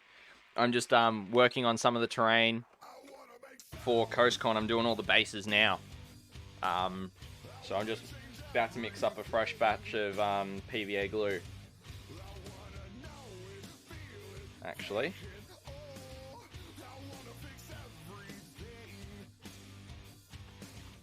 So I did all the sand on the actual bases the last night, and now I'm doing the PVA glue to seal them. So, oh yeah, dude, yeah.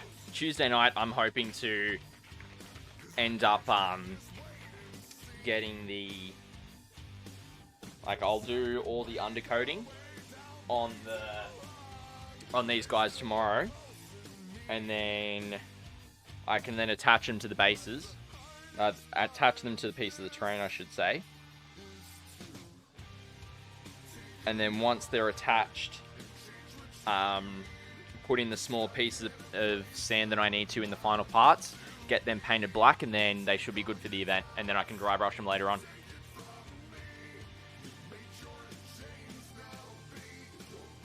That's kind of the game plan. So, which should be fine. Like, I should be able to get that done before CoastCon. Are you planning on taking any painting gear down when we head down on the Thursday? do some painting at our mate's place that we're staying at.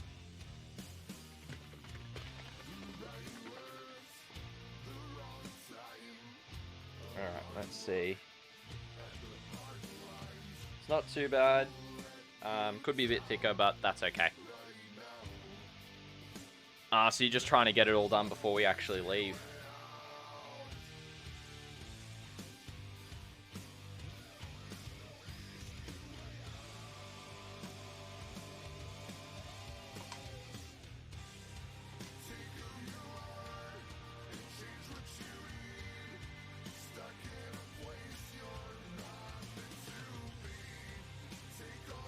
We'll probably gonna get down there till midnight, depending on what time we leave. I play by the rule as finished as it can be. Once wheels are rolling, it's brushes down. Yeah, fair enough. I did night before painting at Terracon once, and it broke me. Yeah, right. See, for me, I did night before painting at Terracon as well. We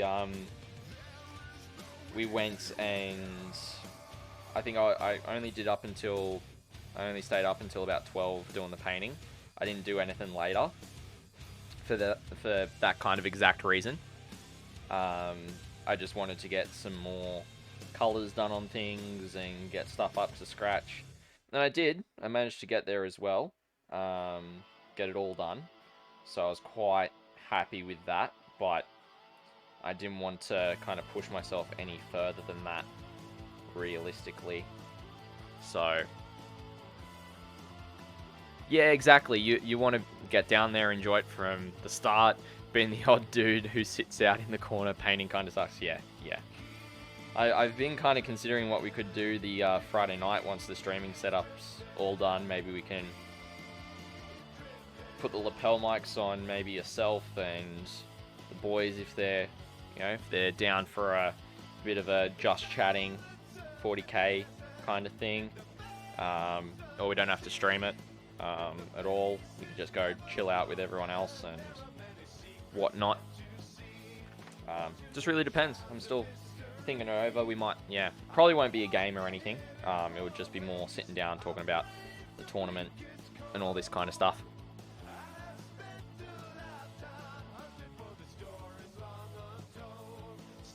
Considering we'll have the setup there.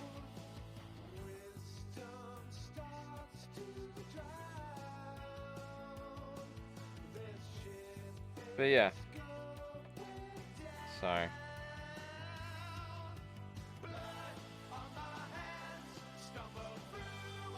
Yeah, could do a hype stream. Hype it up a bit the night before and, talk about, lists and what you guys are bringing and what you're hoping to do and things like that.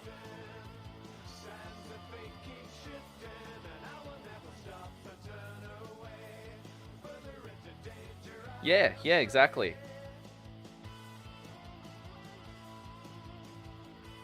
So, be something different. We can, maybe throw it out to the boys, see what they say if they want to do it. If not, it's all good.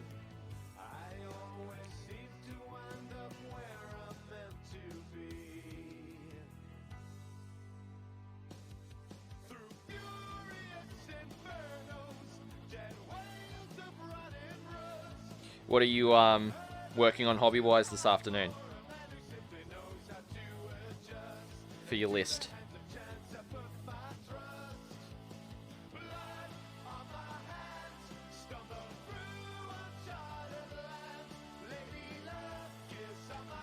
Alright, almost done. Just got this last section to kind of do and go over. Alrighty.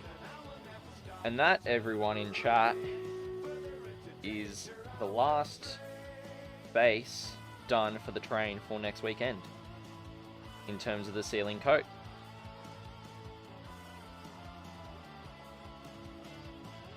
Alright, Stream Raiders is ready. Myth, trying to get the Venatari done. Nice.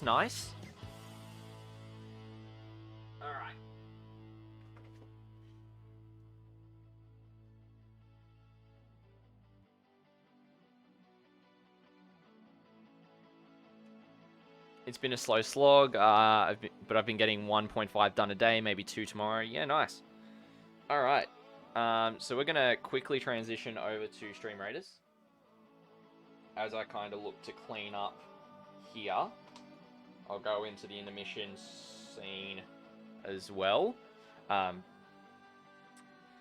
let's thank you everyone for the units, and let's get the battle going.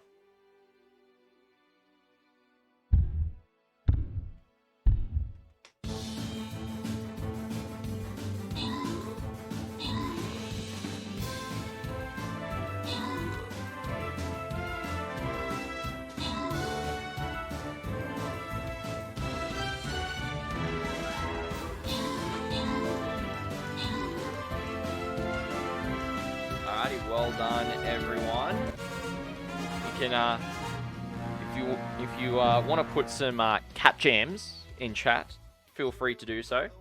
I'm gonna pop a couple in.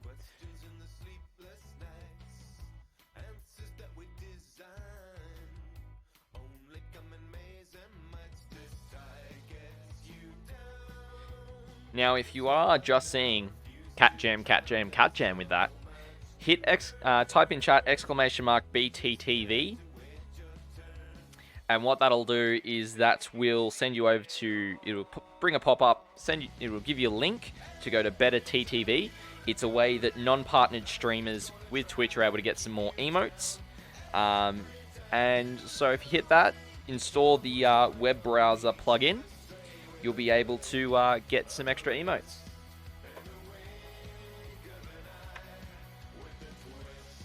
Alrighty, and so we'll open the captain's chest, and Game On Steve gets a paladin scroll. Well done, mate.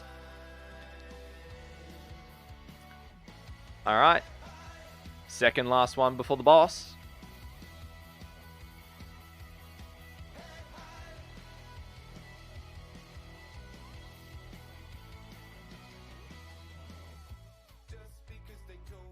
Yeah, exactly, Game On Steve. So if you're using the app, it's not going to work, unfortunately.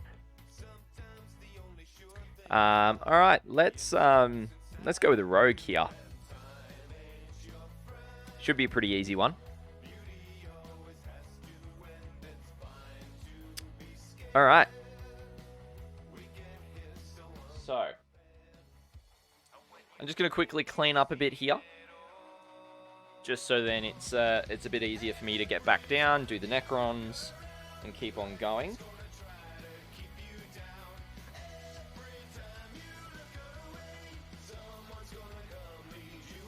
Alrighty. So there's all that into there.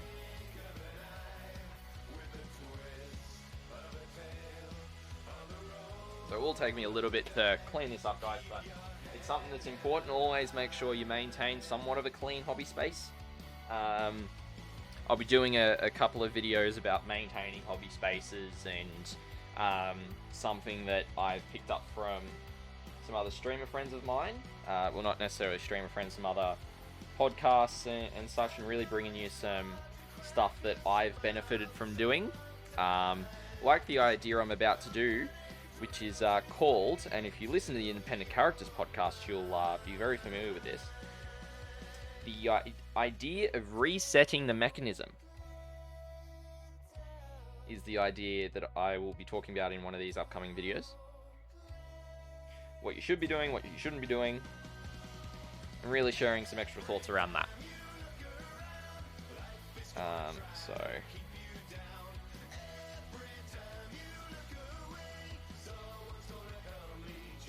And really delve into why you do it, when you should look to do it, more than when you shouldn't.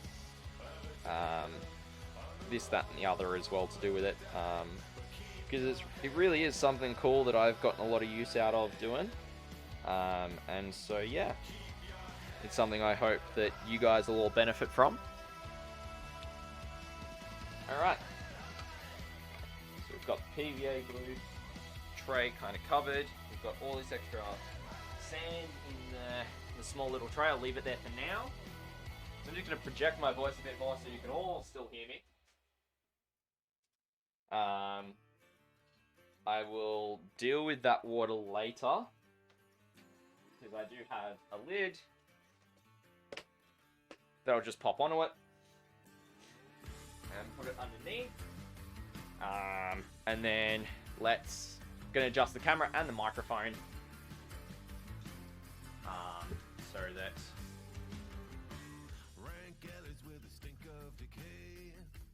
it's gonna be a lot easier for you guys to see what I'm gonna be working on.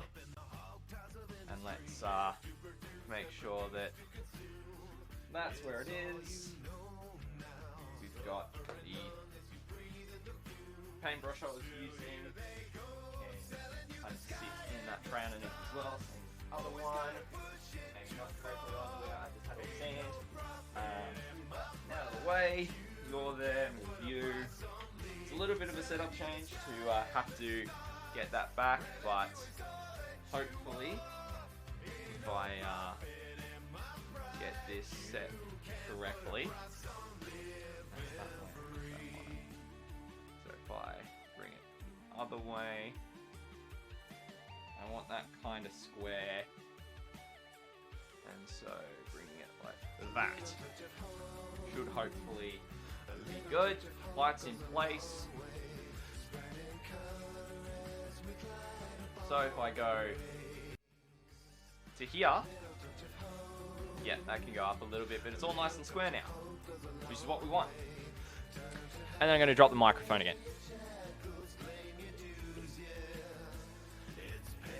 So, pull that back, set it up about there. Hopefully that's not too intrusive. Should be a bit better for you. I'll just exit studio mode on Streamlabs. So yeah.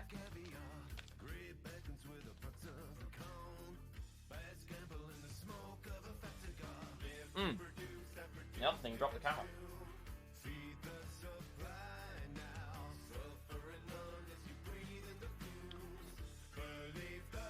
Alright. So that's actually not too bad in terms of the arm. And it's also not directly interfering here. So, we got the 5 Warriors,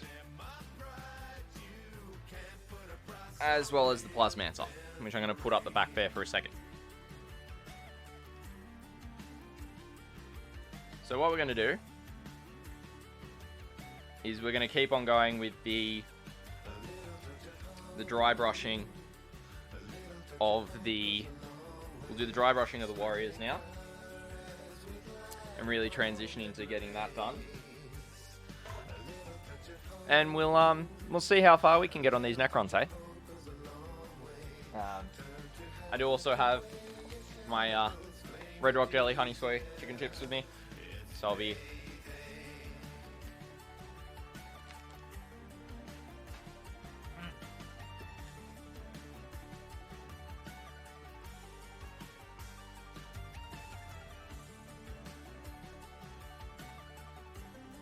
munching on them every so often.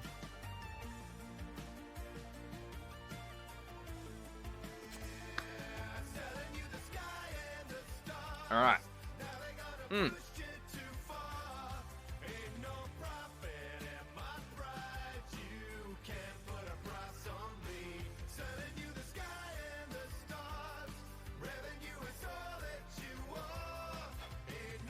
let's get some of...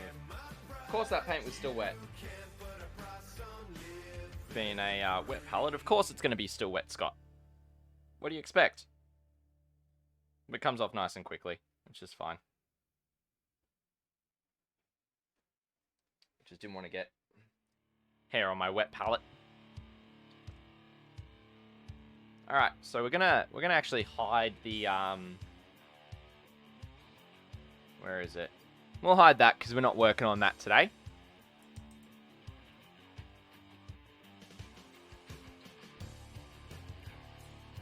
All right. So, Hope you guys are all enjoying the stream, hanging out with me on your, whether it's Friday night, Saturday morning, or Saturday afternoon.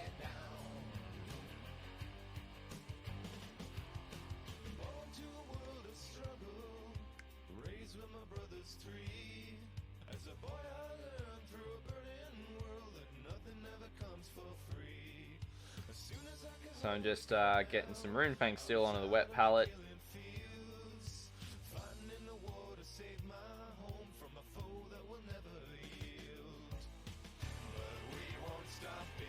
And there's obviously build up again all around the lip there, which is frustrating. And it happens to every single Games Workshop paint pot.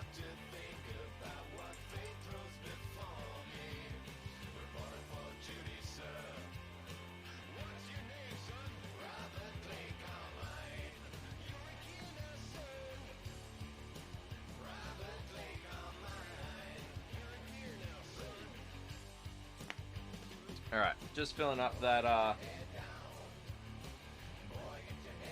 wet palette, just so it's a bit more substantial with the water that's in there.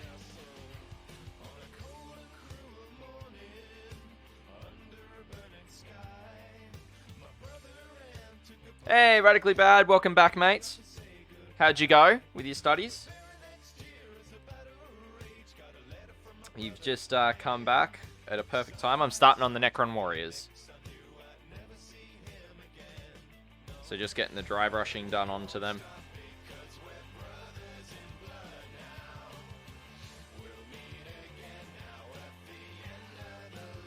Nice. Good to hear that. So I managed to, whilst you're away, get the sealing coat of PVA glue on all 6 of the bases for the terrain.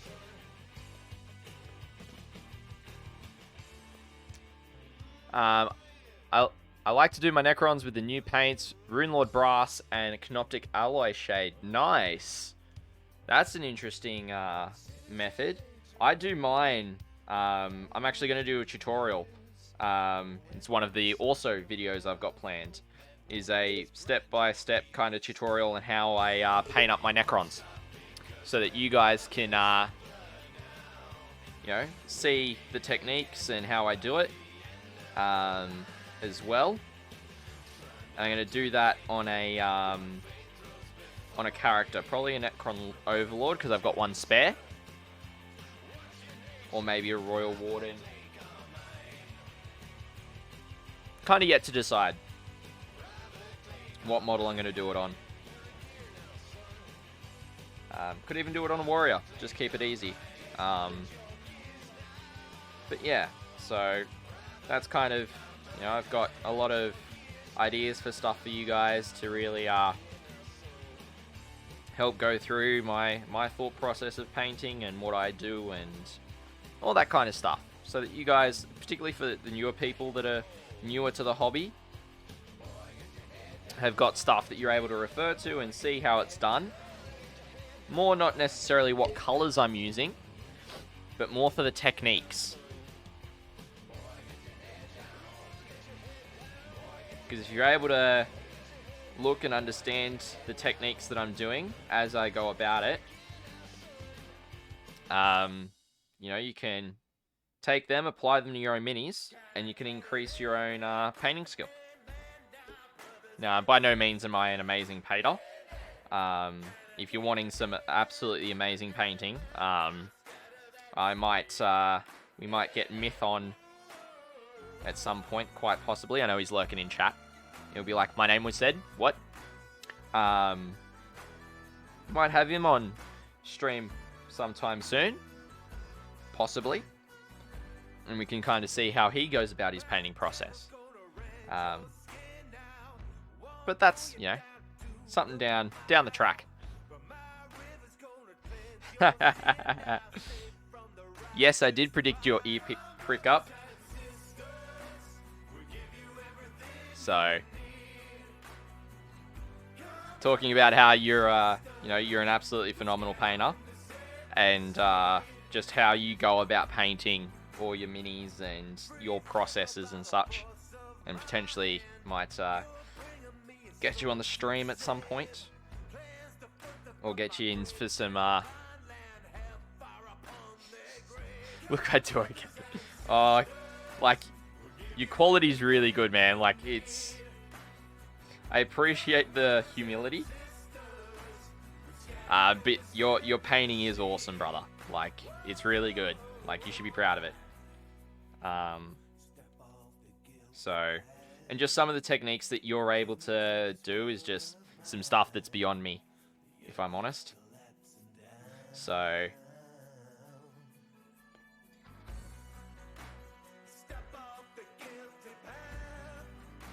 I'm just going through, doing the dry brushing on these Necron Warriors, just getting the base coats, or the base coat of the silver down.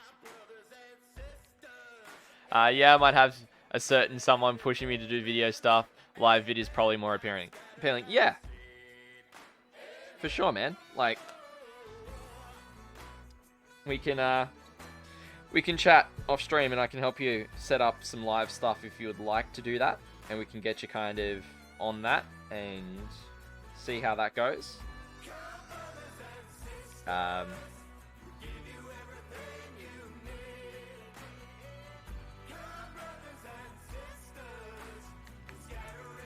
But, you know, it's completely up to you, brother. You know, if you're comfortable doing that, then we can do that.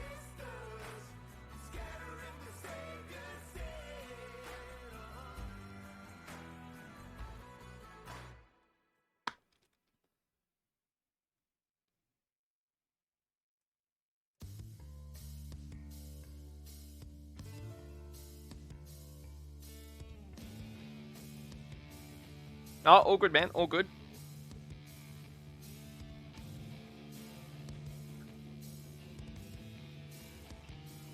Everyone's got their hobby space in different conditions. Like, for me, I like to keep mine somewhat organized, and I've only got the paints out that I use on a regular basis. And so if there's stuff that I'm not actually using, then I just pack it away. It's just a lot easier that way for me, but everyone works in their own kind of environment.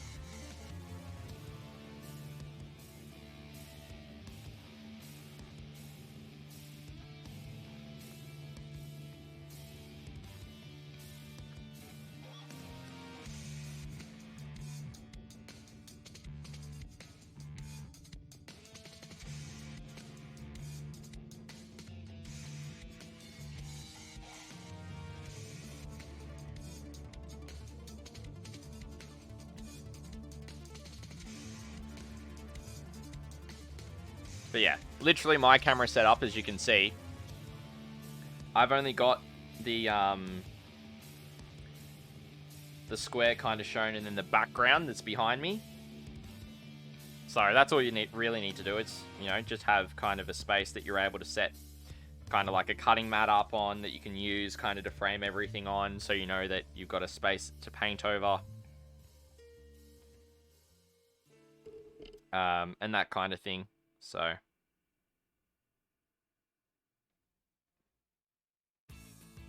it's not that hard whatsoever, brother.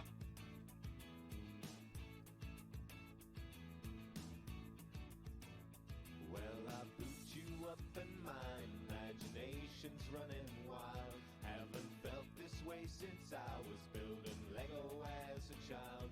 Got my workbench good to go, my sticks and planks are all stockpiled, and I feel good 'cause I've been mining all day long.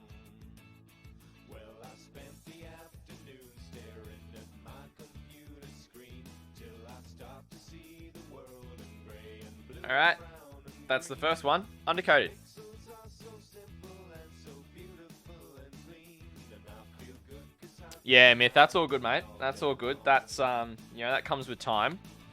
Getting a good camera.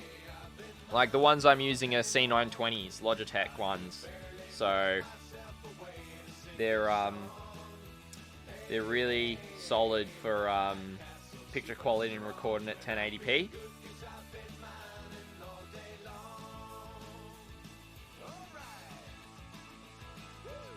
So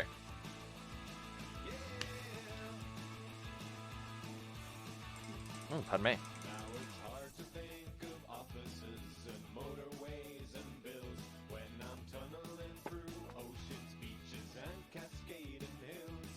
These creepers make me run away, these spiders give me chills, but I feel good 'cause I've been mining all day long.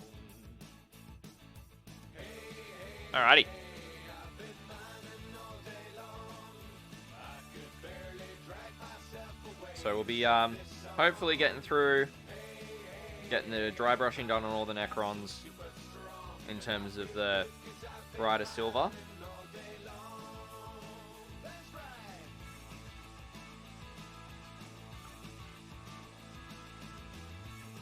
And so this is really the I've done the undercoat, which has been the lead belcher. So that's one step done. Then the base coat's the dry brushing of the Runefang steel to get the brighter silver color. We got arrows, food, and diamonds in an infinite supply. Hey, I've been mining all day long. I could barely drag myself away to sing this song. Alright, so just getting up and underneath. Kind of in the spots where I want to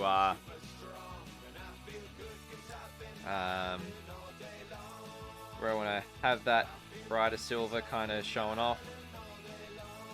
Just kind of adding more paint and just as I need to.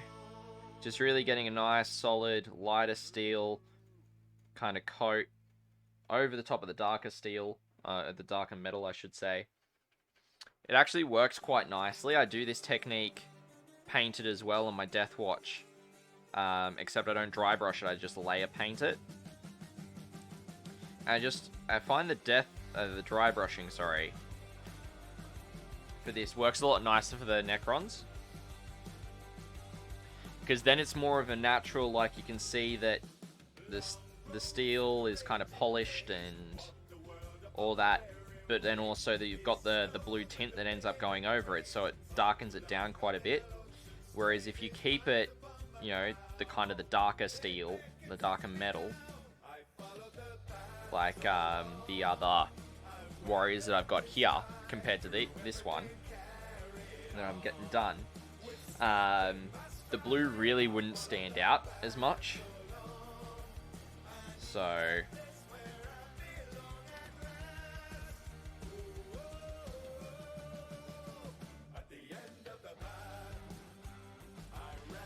yeah.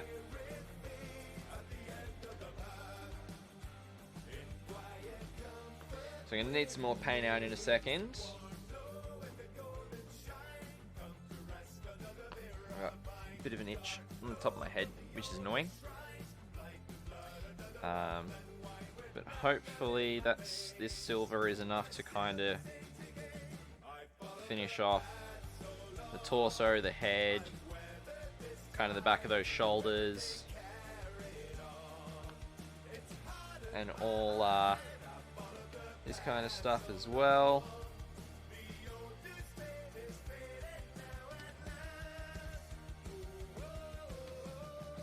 Alright, I'm going to need a bit more out, which is fine.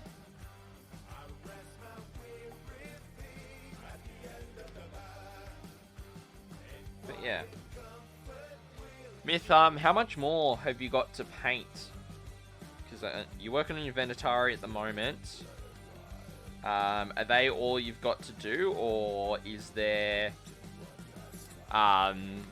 any other units that you've got to get through?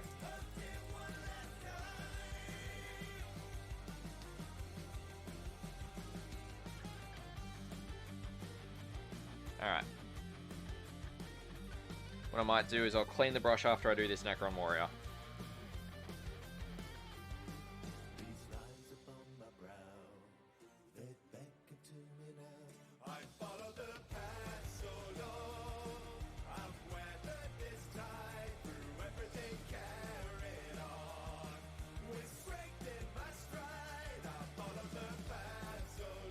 So we're just getting in there, getting it all done. So we'll just lower that a little bit. Hopefully that's not in camera view.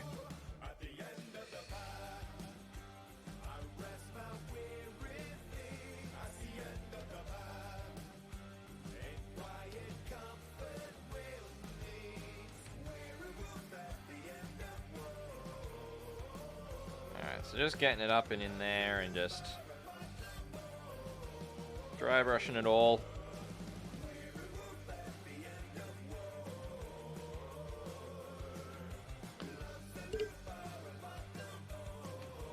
It's about two-thirds through the second of 5 Venatari.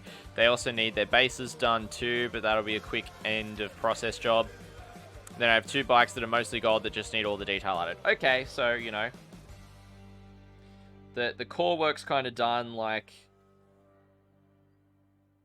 for the most part. You've got the Venatari that you want to spend some time on, and the bikes. Yeah, it'll be a sprint for sure. Like, even if you kind of get the base coat, like, it just depends. Like, are you wanting to go for the best painted, or are you just happy to just put an army, really well painted army down on the field?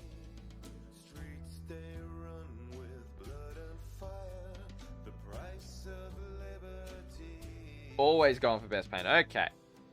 Then get it done. Sit down and smash it out, brother. My ego can't not want to try for it. Yeah, that's fair. That's fair, man. So.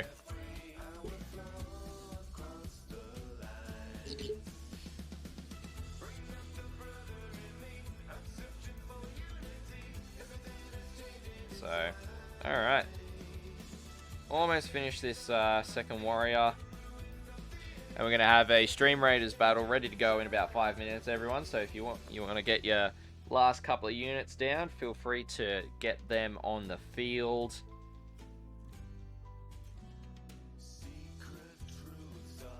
But ego meets reality, then I tend to calm down a lot more. As long as they're done to an okay mini standard, I'm never happy. Yeah. Like, at the end of the day, you get done what you can get done, right? There's only so much time in the day. So I'm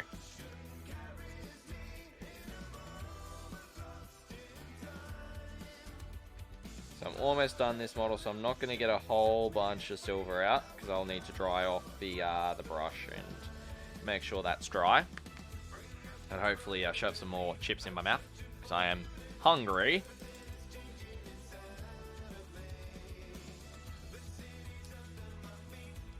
But yeah.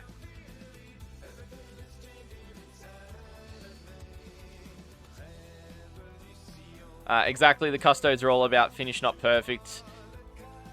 Each model is around 4 to 6 hours max, yeah. Like, the custodes have got so much detail on them, like, you can literally spend 12 plus hours working on one. So, my Daughters of Cain, on the other hand, are about 15 to 18 hours each, which is my 10-year project. Yeah, right. Alright.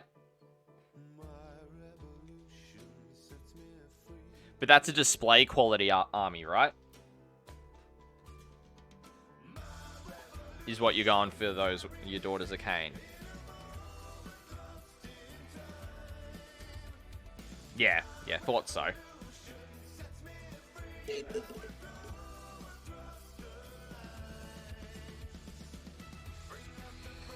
Alright, let's finish off this one Necron Warrior. Oh, full non-metallic metals and extreme contrast. See, what was funny last night, Myth, that you missed out on?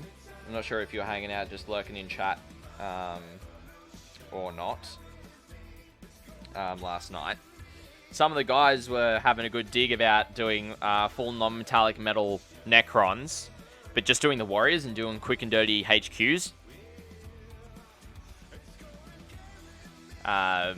That's what they were joking about last night.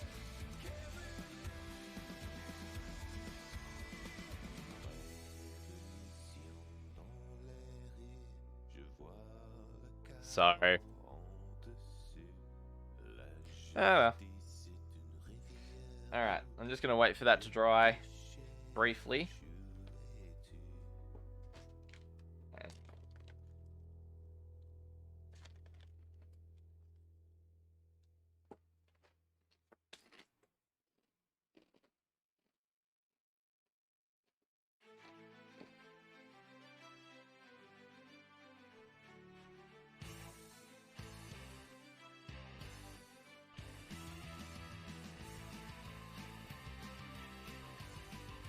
Alright.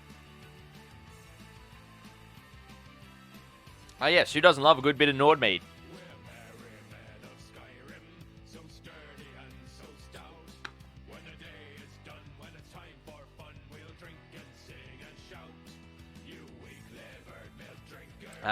Lol, dude, I'll have to send you Rich's SEN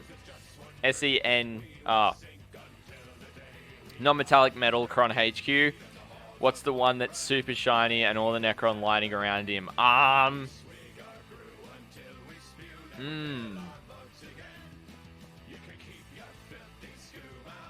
Is it what? Is it new?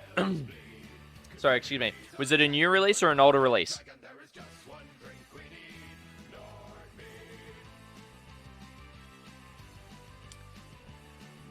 It's either gonna be the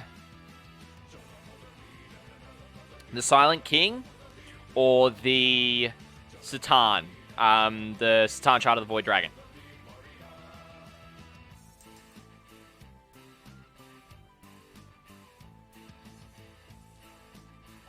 If it's got the Necron Lightning, it's probably the Satan Shard. The Void Dragon.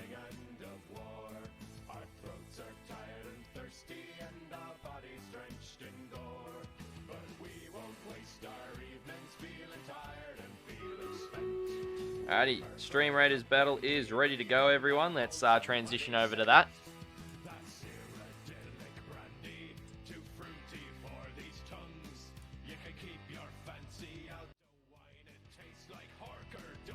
Alrighty, thank you everyone for the units.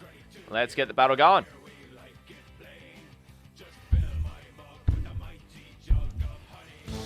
And I hope everyone is enjoying the stream.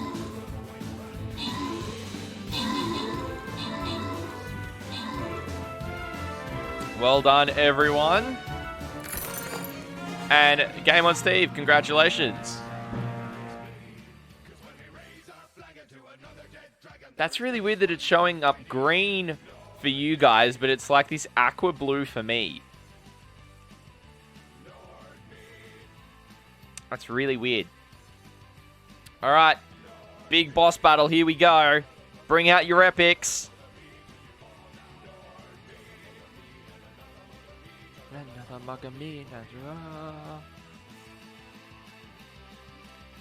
Let's go, Warbeast. Big boys on the field. Alrighty. Let's get back to painting, shall we? So we got 2 warriors down, we got 3 warriors to go. And I hope everyone in chat is enjoying the stream. Hanging out with me on your afternoon or evening, depending on where you are in the world. If you are enjoying the content, feel free to drop a follow. And stay apprised of, you know, when I am streaming.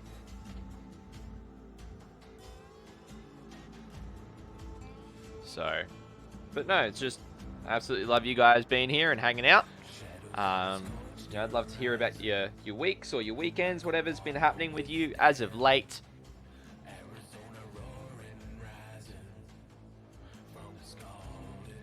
So I'm just getting some work done on some Necron Warriors. So this is batch 5 for them. So really just getting in there, getting it done.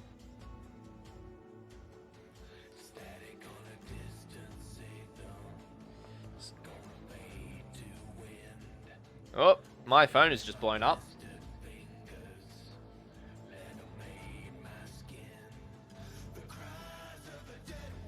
Let's have a look at this.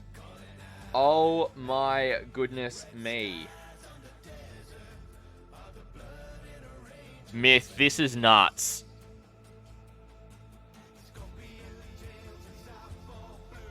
That is phenomenal. That is absolutely phenomenal, man.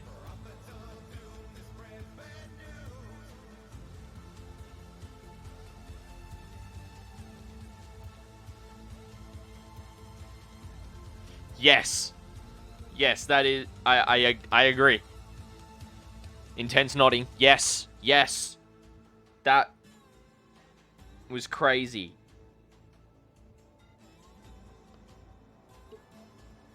The fact that the gold, the red, and the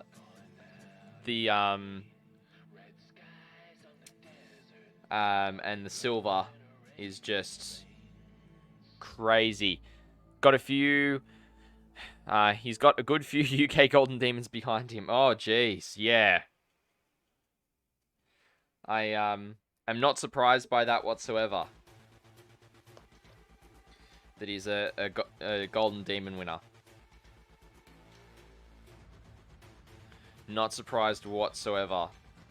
If you want to, Myth, I can give you a permit and you can post it in chat so everyone else can have a look.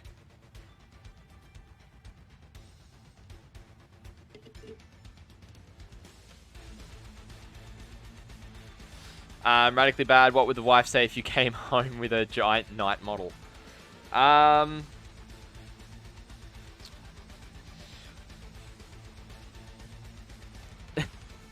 Yeah. Let me give you a permit.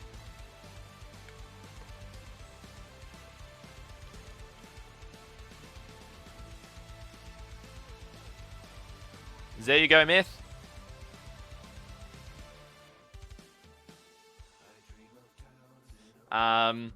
Radically bad. What would my wife say if I came home with the Imperial Knight? I mean, if I've saved up for it and it's coming out of my money, my spending money, my fun money, then she wouldn't really mind. But if it's coming out of, like, our combined finances, then... Sky, Earth, non-metallic metal. Right. That's what the SE meant in it. Right. Crazy. Yeah, to answer your question, Radically Bad, if it was not out of my fun money, then she would not be happy. Or I would have to ask first if that's okay with her. Because you know, with our finances, we like to, well, at least I look after it. But, you know, she looks at it from time to time as well, just to see what's going on, make sure it's all, I'm not, you know, doing anything dodgy. Oh, it's not that I wouldn't have a wife. It'd be more that, you know, she'd be upset. Because I didn't clear it past her first, and that I just went and did it. So, there'd be some circumstances where it would be fine, but I'd ask first. You know, it'd just be better that way. But she'd probably prefer that I use my own money for a bigger purchase like that one. You know, if you guys remember the case that I got towards the back end of last year, I got a massive 1520 XL from Battle Foam. I used my tax money for that I got back. I got about $900 odd back from that. Gamer Steve, I really don't understand when people ask these questions. Look, some people just want to know, and it's, you know, it's honestly fine. I don't really mind. Do other people not have their money? Well, I mean, it's not necessarily that they mightn't have their own money. It could be that, you know, they're not in a situation like I am. Per se. Or they are in a situation like I am, and, you know, with this, and wanting to get some advice. Like, it's, you know, questions are welcome. Like, questions like that are hobby related, yeah, I'm happy to talk about. But I understand you don't get it, and that's fine. You know, it's just each their own, I say. And he just broke off at his foot. I'm annoyed. Hate it here. It was just a playful question to see what she thinks about the hobby. Yeah. Look, she supports the hobby.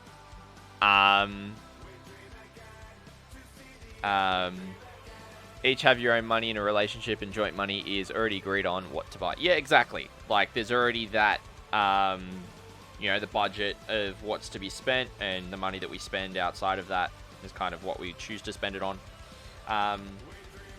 So yeah, no, it's very much like that game on Steve for us, for me and my wife. We're usually pretty good. Generally, if it's a bigger purchase, we'll save towards it, or we'll talk about it with the other one, and really, you know, it's up to the two of us.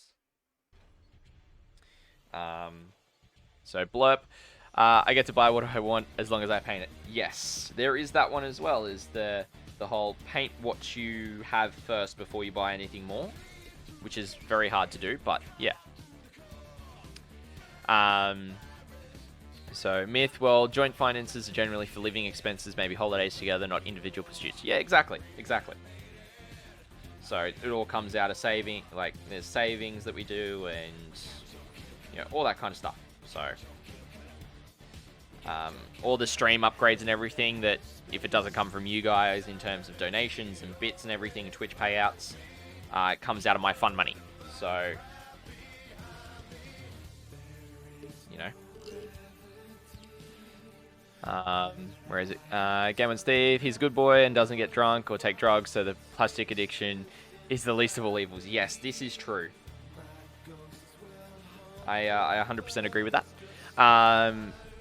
Burp, she has worse spending habits than I do, so I get what I want. Yes, that's true. My partner will buy me a model for Christmas or my birthday early, and then make sure I know what it is, and I'm not allowed to open it until the day. Now, that's evil as. Yeah. For me, I will generally, like with my family in terms of presents like that, they'll generally ask now, more than anything, if there's anything I want. My wife sometimes will not, and just, you know, she knows me best out of almost everyone. So she's able to, you know, kind of pick her own thing and do that, and that's fine. But my parents, I'll generally ask for, you know, miniatures or gaming stuff. You know, sometimes if we want to buy some stuff, but we don't have, but get yourself another one too, doesn't it? You're funny.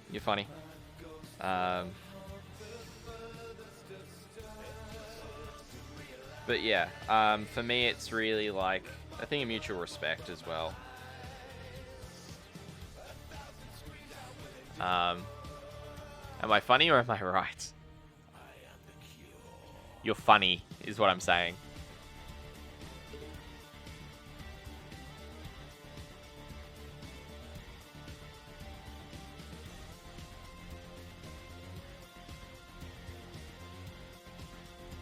Anywho, let's move forward a little bit. Also, Burp, good to have you back again, brother.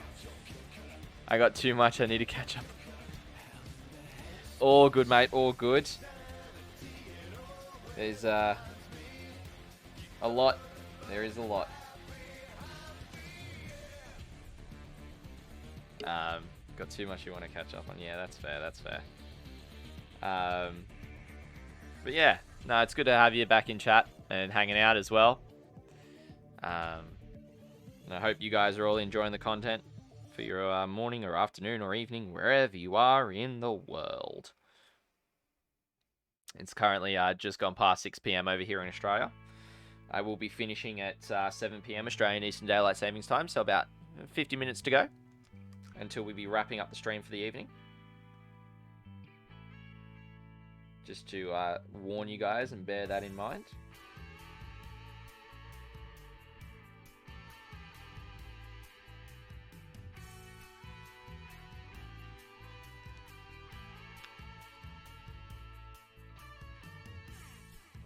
Oh, awesome, Burp. Are you in the Discord? I'd love to see some photos, mate.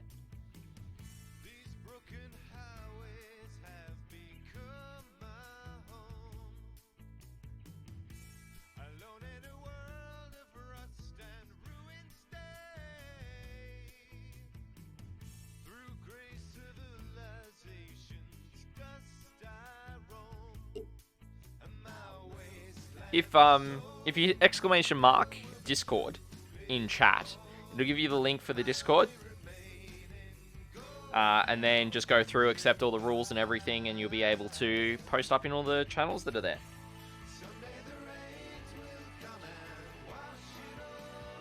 I think you are. Now you're in there. Awesome. Awesome. Thank you for joining the Discord.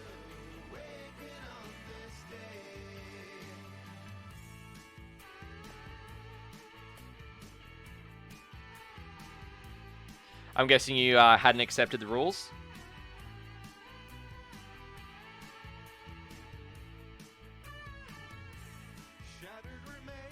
Or did you just find it down in the panels below for the link?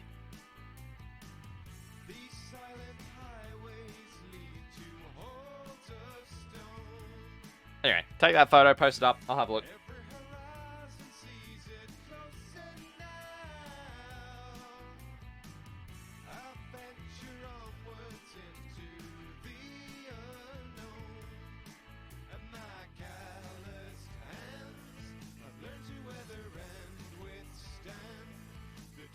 Alrighty.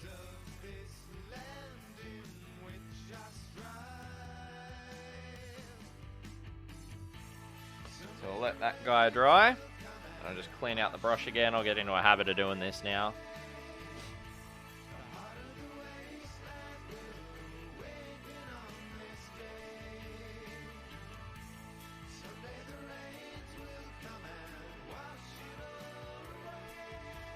Alrighty.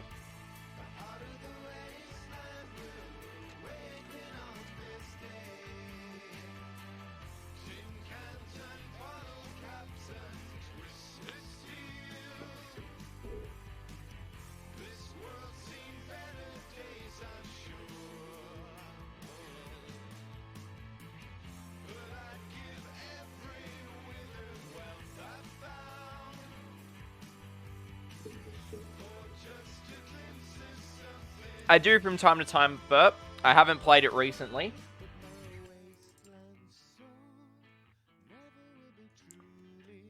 I do enjoy it. It is good fun. But I've just have really been focused more on the hobby stuff as of late. In terms of the stream and content-wise. Yeah, there's people that I used to play with that I can't anymore because of the ping as well.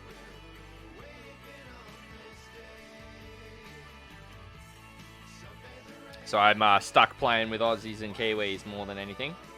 Which is fine. Don't get me wrong. I've met some lovely people that I play with. But I only really play with one of my US friends. Yeah, like there was a group of US guys that really helped me early on. That I was playing with. That helped me get in terms of the wipe early last year. That actually helped me get to level 10. I think I ended up getting like level 12 to 15 before they that wipe in April last year, April, May. Then I really pushed and I got up to like level 20, 26, 27, that wipe. And then I'm only up to level 4 at the moment. I really haven't played it much. Because I've been too focused on doing hobby content for everyone. So, but that's okay. Let's have a look at this photo for you. Oh, look. My Twitch bot decided to work.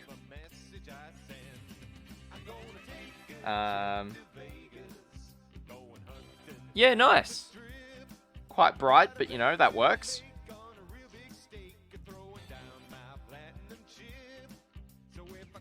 And I see that light that you've been using. Works very well, doesn't it? It's really handy. But yeah, that's a really simple color scheme. You've got the pink as the pop color, the greeny yellow, and then the gray in there as well to kind of mix it up. Looks good. Looks good.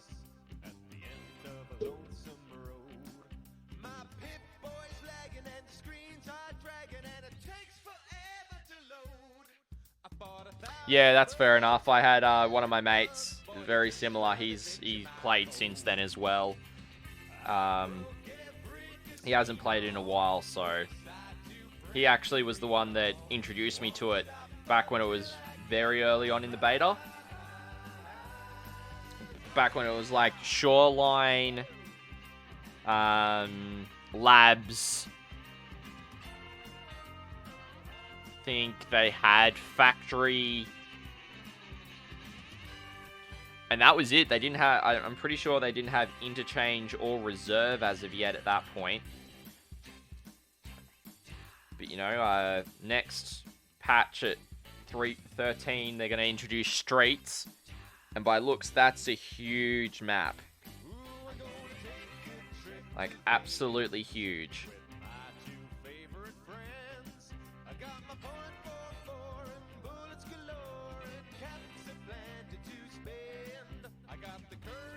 When it came out, it was Factory Shoreline, Woods Customs. Ah. So it must have been relatively close because he did have labs. So must have been like a couple of patches into it or something. Yeah. So that's when he got it. I think it was kind of around 2015, 16 is when he showed it to me.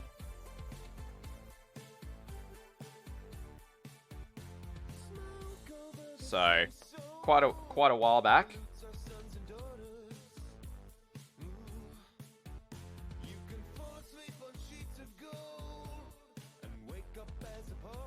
So, but no, I do enjoy it. What I actually really love doing is the gun building aspect of it.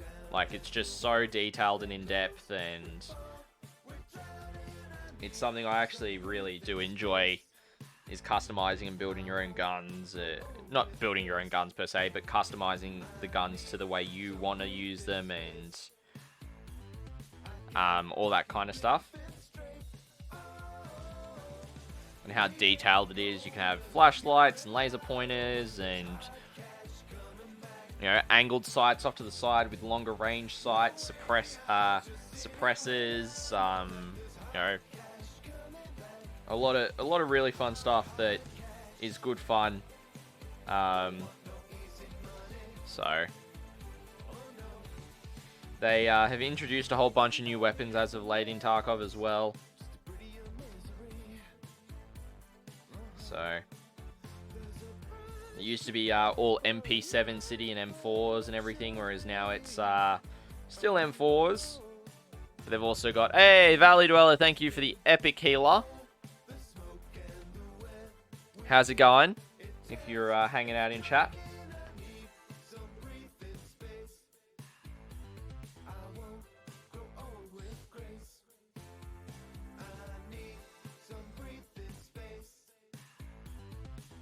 Alrighty, so I'm just doing the head here. Hopefully I've got enough silver left to kind of get a decent amount. Came out alpha late 2017. Don't think labs was till early 2019. Yeah, okay. Maybe my timeline is off. Maybe it was 2018 when he introduced it to me. Until like early. Maybe it was 2019. Maybe. Actually, yeah, no, I do remember that. Because I remember I went to see him to ask him to be one of my groomsmen. That's right. And that was when he showed me Tarkov.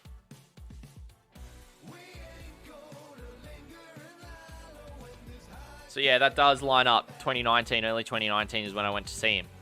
Because that's when I was up back home for a friend's wedding. And I had the opportunity to catch up with him. Sunday afternoon before coming back to Canberra. And it was at that point that, you know, I knew I was going to propose to my now wife. And I asked him preemptively. I was like, dude, this is, you know, potentially going to happen. I'd like you to be one of my groomsmen. So, yeah, right. So you're like one of the early people to get on Tarkov.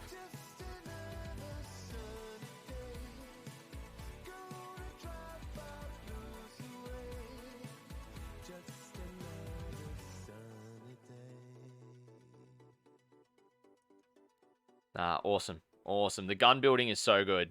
It is really, like, really good.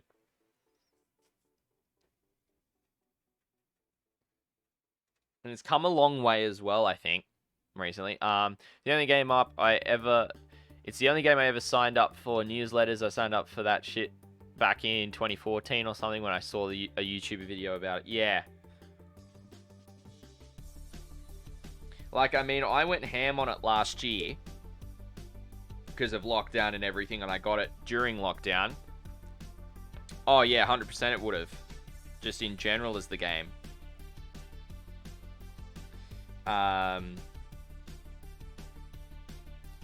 Valley Dweller, hey, decent, super lurking. We'll check in on chat periodically. Too easy, Valley Dweller. Thanks for coming and hanging out. Hey, Risen Chaos TV, how's it going? Welcome to the channel. How's how's your day been? How's your morning, afternoon, evening? Depending on wherever you are in the world, what's been happening? Hope you've had a great week. Yeah, going well. Had a friend's Bucks party, if you can call it that, today. So I'm doing a afternoon stream rather than a morning stream. I normally stream 10 to 2 Australian Eastern Daylight Savings Time, but tonight, because the Bucks was kind of middle of the day, I started at about 3:30 Australian Eastern Daylight Savings Time. So, been going quite well. So, just getting through some Necrons. I've got an event that I'll be streaming next weekend, doing some commentating of some live 40k games over 2 days. And so I was working on some terrain. Now I'm back into Necrons. Risen Chaos, I found that the Necrons are really easy and fun to paint tonight, so that was a lot of fun. Nice. What have you got for your Necrons? If you got just some of the Indominus stuff, have you got anything extra on top of that? Love to hear about what you've got for your Necron forces. As for me, I ended up picking up a second half of Indominus the night of the release, because it did a midnight release at my local store, so I was able to pick up a second half off a mate. And so last local league, I actually managed to win a box of Warriors to get some more troops. So I've actually got 50 Warriors now. So I'm slowly making my way through getting them all done.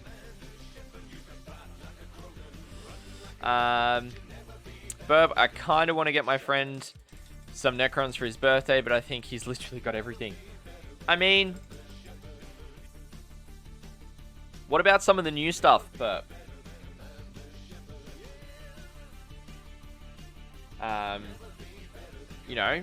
Maybe you can get him when it comes out, some of the new Necron characters, or if he hasn't got the Indominus set, maybe those Indominus characters. Ah, right. So he's one of those style of hobbyists, right? Risen Chaos TV. I have an elite starter box. I primarily play Space Marines. Nice. I'm a Space Marine player as well as Deathwatch, and the Necrons. But honestly, might start picking up a few Necrons. They're just so fun and easy to paint and such. Yeah, like I'll show you the color scheme for my Necrons. It's literally just that. It's all, so I start off with Lead Belcher base undercoat, Dry Brush Runefang Steel, Drakenhof Nightshade for the wash on the armor. The gold is all Balthasar gold with Agrax Earthshade wash. The Runefang Steel in on the blades is then washed in with the orange wash, if I can find it. Fugan orange. Then the orange on the rest of the parts is actually Skag brown. And then I highlight some of it with Jakera orange because it's slightly lighter. And so yeah, and then that's Agrax Earthshade on the spear shaft as well. The spear shaft as well. So yeah, that's how I paint my Necrons. Very quick and easy. And it comes out great. I'm really happy with how that all looks. There's, you know, darker spots, lighter spots, and some non-oil in there as well for certain parts too. So, then Risen Chaos, I felt like depending on Dynasty / color scheme, you can get an entire Warrior box done in an evening. Yeah, for sure.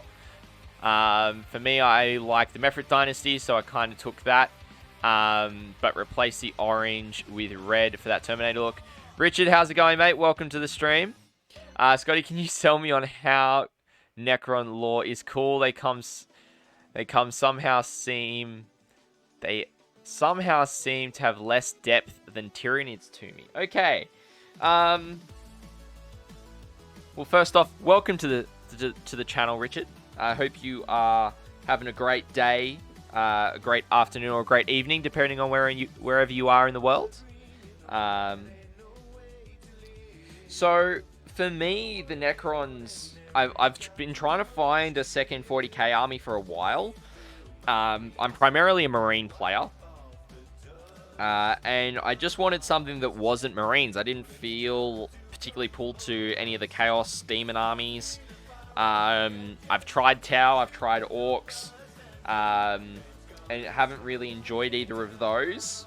Haven't enjoyed painting Tau.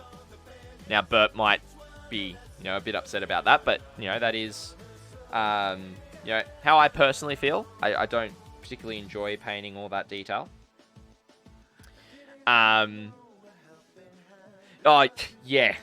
But if they're done right, it looks really clean.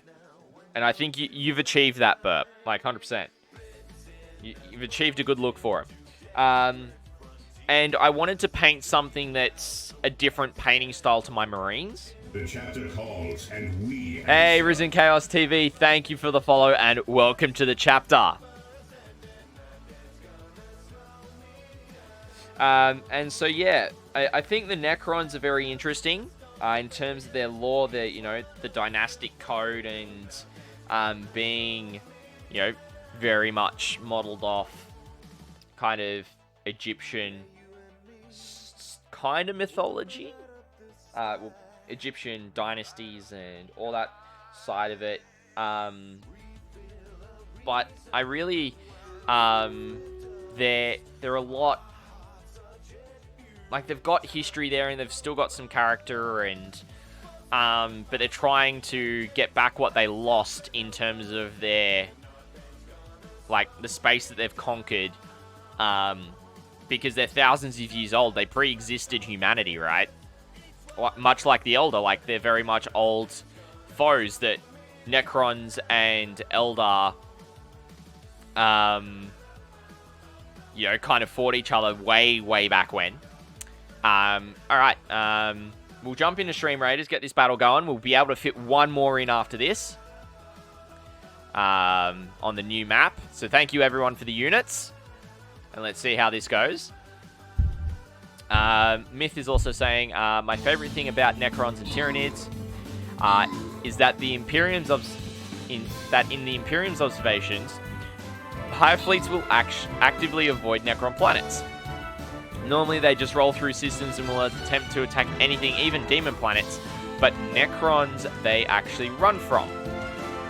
That rolls into the theory that Necrons were the only race ever to leave the galaxy and found the Tyranid home galaxy, to which the hive mind was not happy and suffered greatly. Yeah, that's an interesting theory.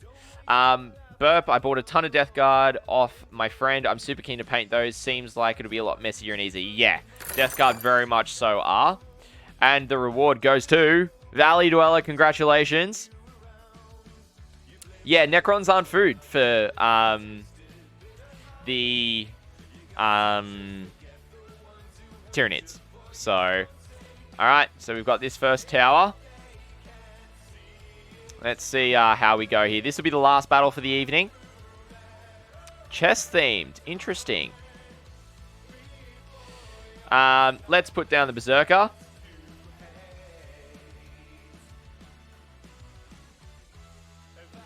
Alright. So that'll be the last battle. All ready to go for the evening, ladies and gentlemen. My thing would like to shift scenes. Alright.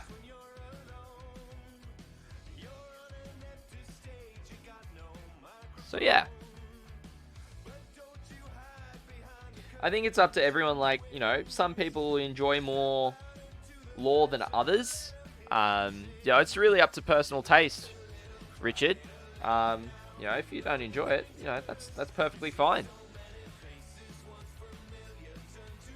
You know, that's something I love about the hobby, is that everyone has something that they enjoy, and there's obviously going to be things that people don't enjoy. So it's one of those things you can just, you know, kind of leave that, and you can, you know, do your own thing. So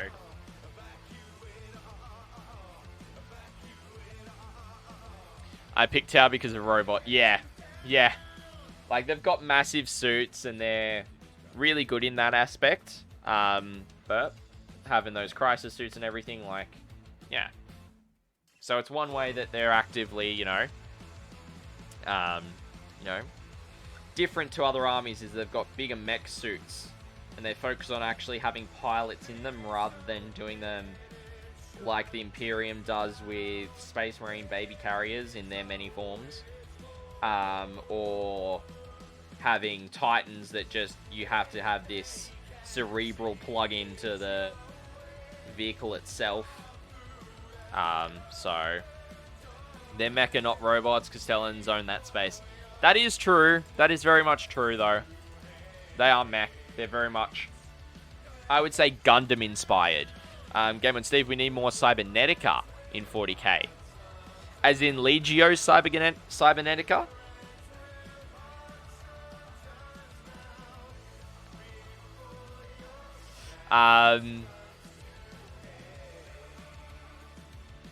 Yeah, it would be interesting to see how that would go in the current game, or even just give some of the 30k stuff 40k rules, for example. Would be such an easy way to do it. So, Burp, I've just got a Cold Star. I'm halfway through assembling at the moment. He's going to be the next project. Nice. Have you got any particular weapons you're thinking of putting on it?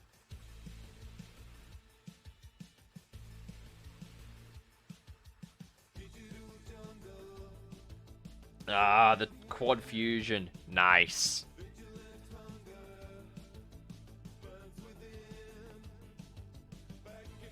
Game on Steve, there's still other Legio wandering the universe. Yeah, that's true. You know, they could be hidden by the warp storms and everything that's, you know, hiding so much stuff at the moment. Richard, I want to like Necrons with a new variety in 9th. There's strategically really cool. Out of the game just keeps putting me off. Yeah, that's true. But, you know, there's also nothing stopping you creating up your own lore for your own dynasty. That could be another way you could get around it. If you are really wanting to do Necrons and, you know, you don't necessarily have to stick with what the Codex has said as a story. Like, that's just for some of the core dynasties. You know?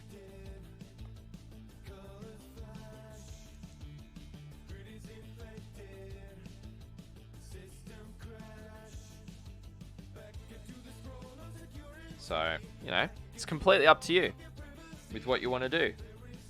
Like, for me, I'm not a big fan, like, to put it in a bit of a perspective, I'm not a big fan of doing Marines and being locked into one specific chapter. So I created my own chapter, and I you know, I kind of write their own lore, and they've got, you know, in their home sector, they've got a Watch Fortress over the Death Watch. And the Death Watch Fortress is actually quite a small one in comparison to some of the others. And so they actually rely on the Marines there to actually work together.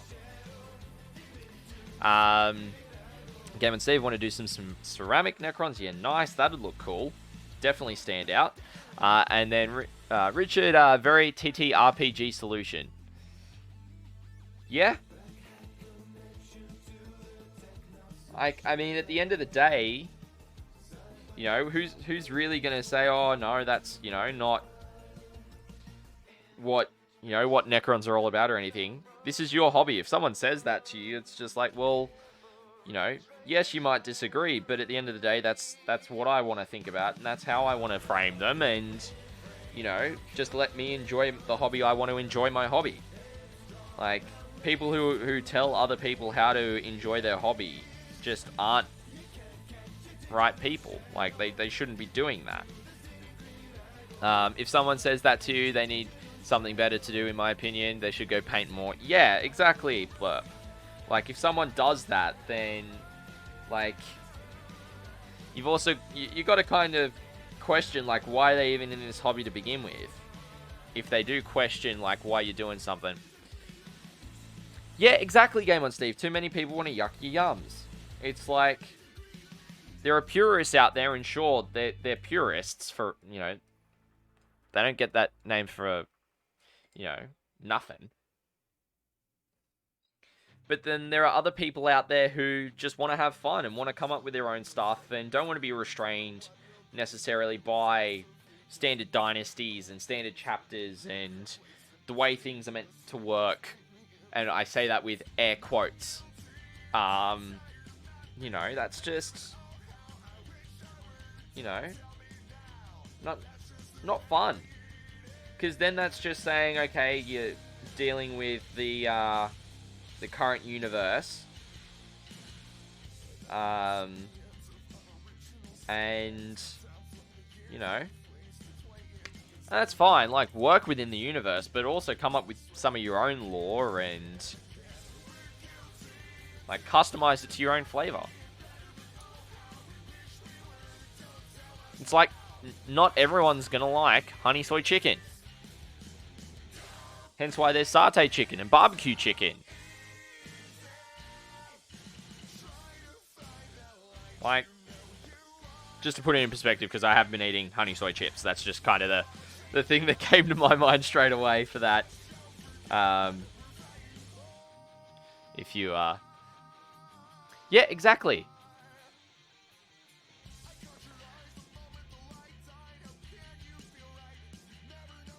But, I mean, some people are allergic to honey, though, or, you know,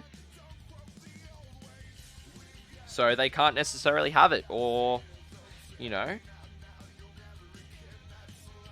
like, my wife has got a, slight intolerance to honey. So that's something, you know, I absolutely love having honey soy chicken wings. Oh, exactly. Not being able to eat it and not liking it are two different things. So, like, would she have it if, she could have it? I don't know. I really don't know. Haven't really tried. Haven't asked that question yet. Maybe it's something I should ask and find out. But yeah, you know, any time that we, you know, we catch up with friends and we have a barbecue or whatnot, I absolutely love doing honey soy. Whether it's chicken wings or chicken skewers or anything like that. Risen Chaos, to me, it's the same as playing any video game. If you like that competitive nature, go and play as hard as you can. If you want to play casual, go chillax and just have some fun. Neither of those ways to play is wrong. It's, and to say one is wrong is stupid. Yeah, exactly. You know, why restrict someone else's fun just because it doesn't meet your criteria of fun? You know, this hobby's big enough for all of us. So yeah, no, 100%. 100%. So...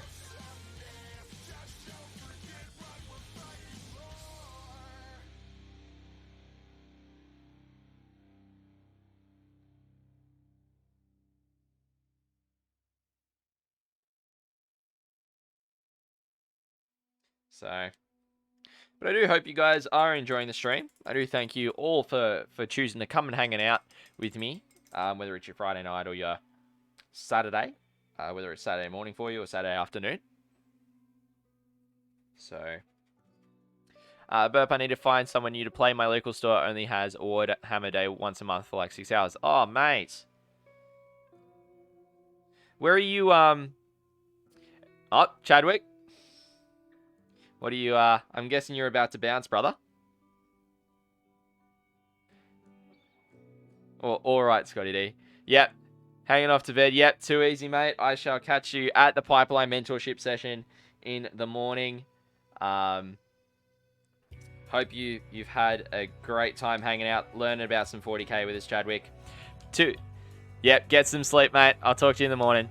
And Risen Chaos, almost 2 a.m. here. Gonna head out. Have a good night, everyone. Too easy, mate. Thanks for coming by. Hope you enjoyed the stream for a little bit. And thank you for the follow. Really appreciate that. Hope to catch you at some point soon. Alright. So, just getting through this last Necron Warrior. Oh, yeah. We'll be 3-piecing it, bud. We'll be 3-piecing it, Chadwick.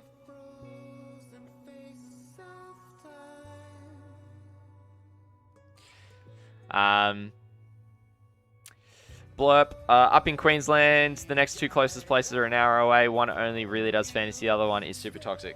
Right.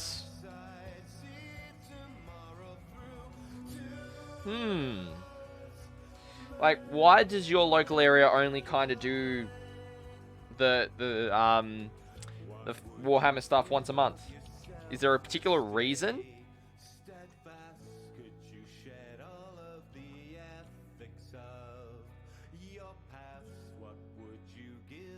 Yeah, Too Easy Risen Chaos, it's all good, mate. Schedule is down below, so you can check that out as well as to when I'm generally on. Radically Bad, I feel like playing a small game on my desk for fun. Yeah, go for it. Go for it, Radically Bad.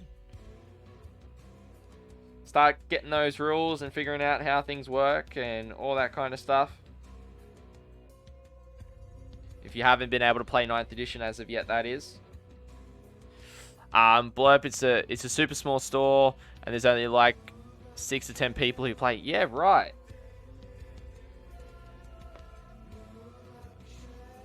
Like, do they do anything on a weeknight? They've only got 3 tables. Think they're going to move to a big space soon, though.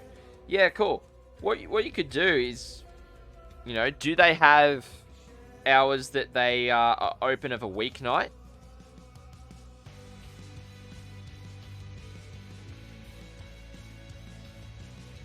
They do a ton of card games and D&D, just not much 40k. Okay. I get that.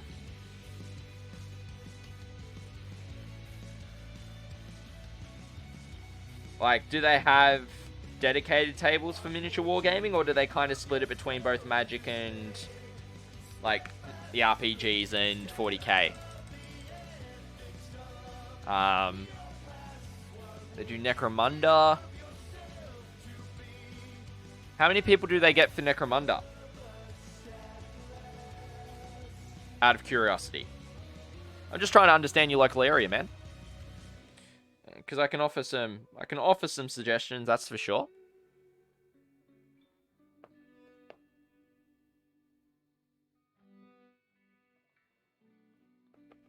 Like 8, and the other table has the guys playing D&D. Okay.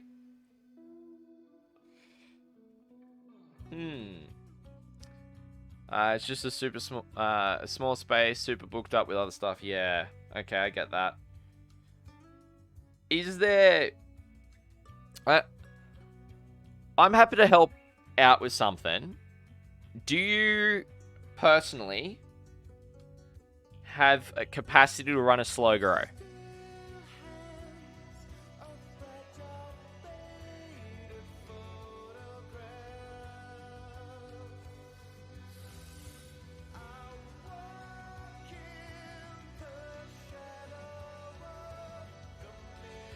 So it's kind of it's like a league, but you start off like really small points, and it's a great way for new hobbyists to get lower points games in, and you kind of build it up over time.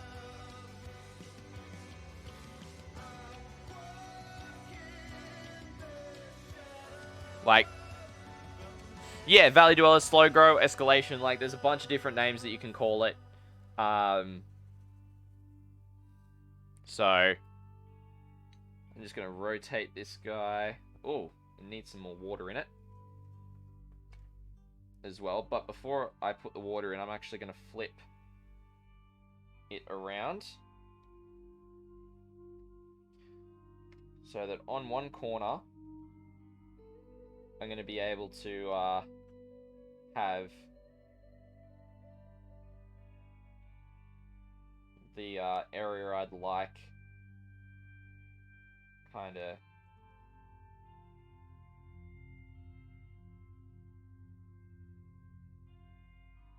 just figuring this out for a second, chat. Sorry, I do apologize.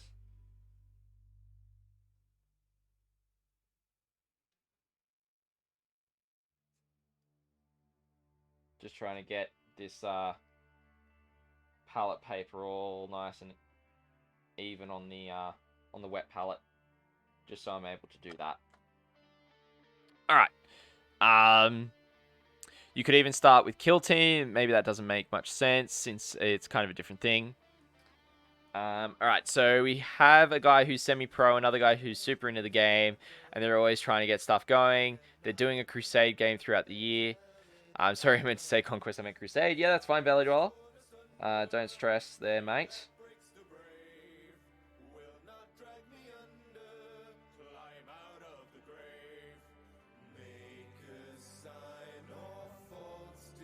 Alright, let me just get this water all nice and around. Alright, cool. So, we got the silver done on those Necron Warriors. I'm going to come back to this guy now. Alright. I'm hoping they move to this new store and get some more space. I feel like not too many people show up because we can't get enough games going in. Yeah, too easy, Chief. Thanks for that, mate. Glad you're able to drop by again for a short period. Alright. Burp, if you're in the Discord now, send me a DM. All good, Chief. All good. I completely get it. Having a good nap. Because I want to be able to help you grow your community. And give you some resources to be able to do that. And kind of walk you through it. And because this is actually something I'm working on kind of in the background. I haven't done too much work on it recently. But I'm actually working on a book that is specifically designed for people like you, Bert. That's, you know, kind of wanting to grow their local area, their local hobby community, to, you know, through events, through leagues, all that kind of stuff. So, alright, Chief, let me just have a look.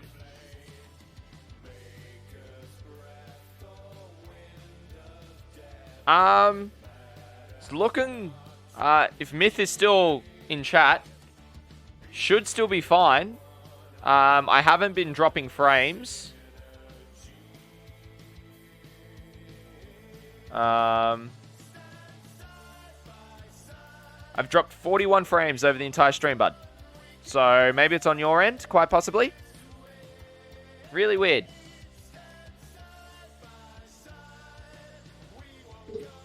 Anyway.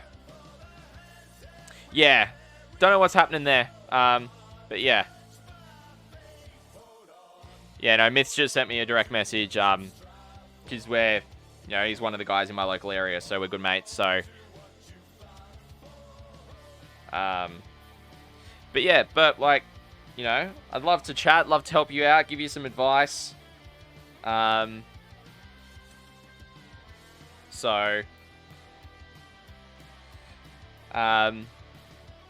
really, you know, help you start to grow your local area. But yeah, I reckon once they do move to a larger store, a lot of this stuff you'll be able to execute. At the moment, it's just going to start, you know, talking about stuff and even just chat with the store, the guys that run the store and everything, kind of get a idea of things from them. So, oh, Chief, I just got it, I believe.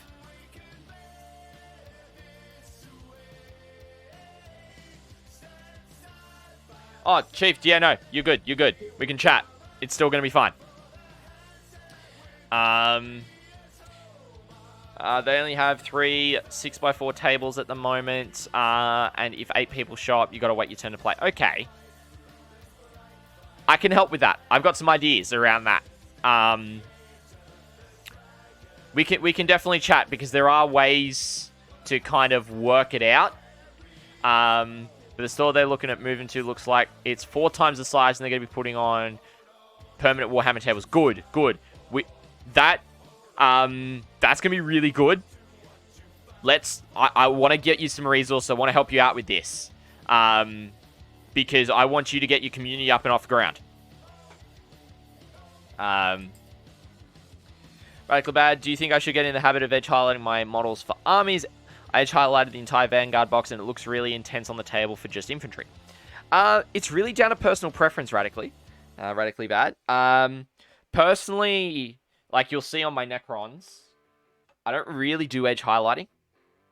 I do some highlighting of particular areas when needed. I do have to go over that one spot that I've just spotted. I do it on my infantry, just because then it's an entire look. You've got the look for the entire army is the same. Sorry, I'm just going to quickly touch up the top of that guy there.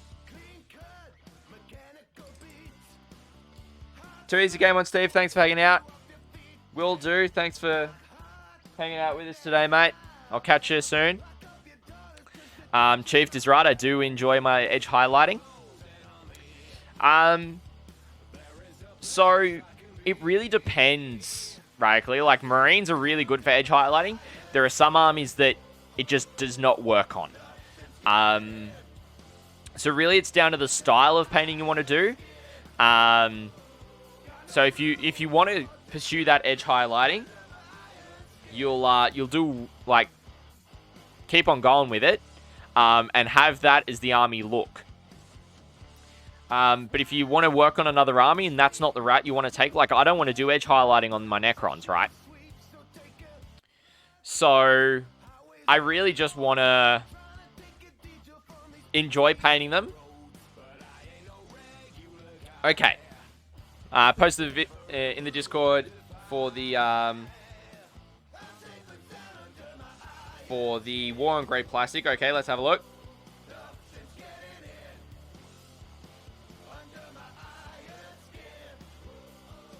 Okay.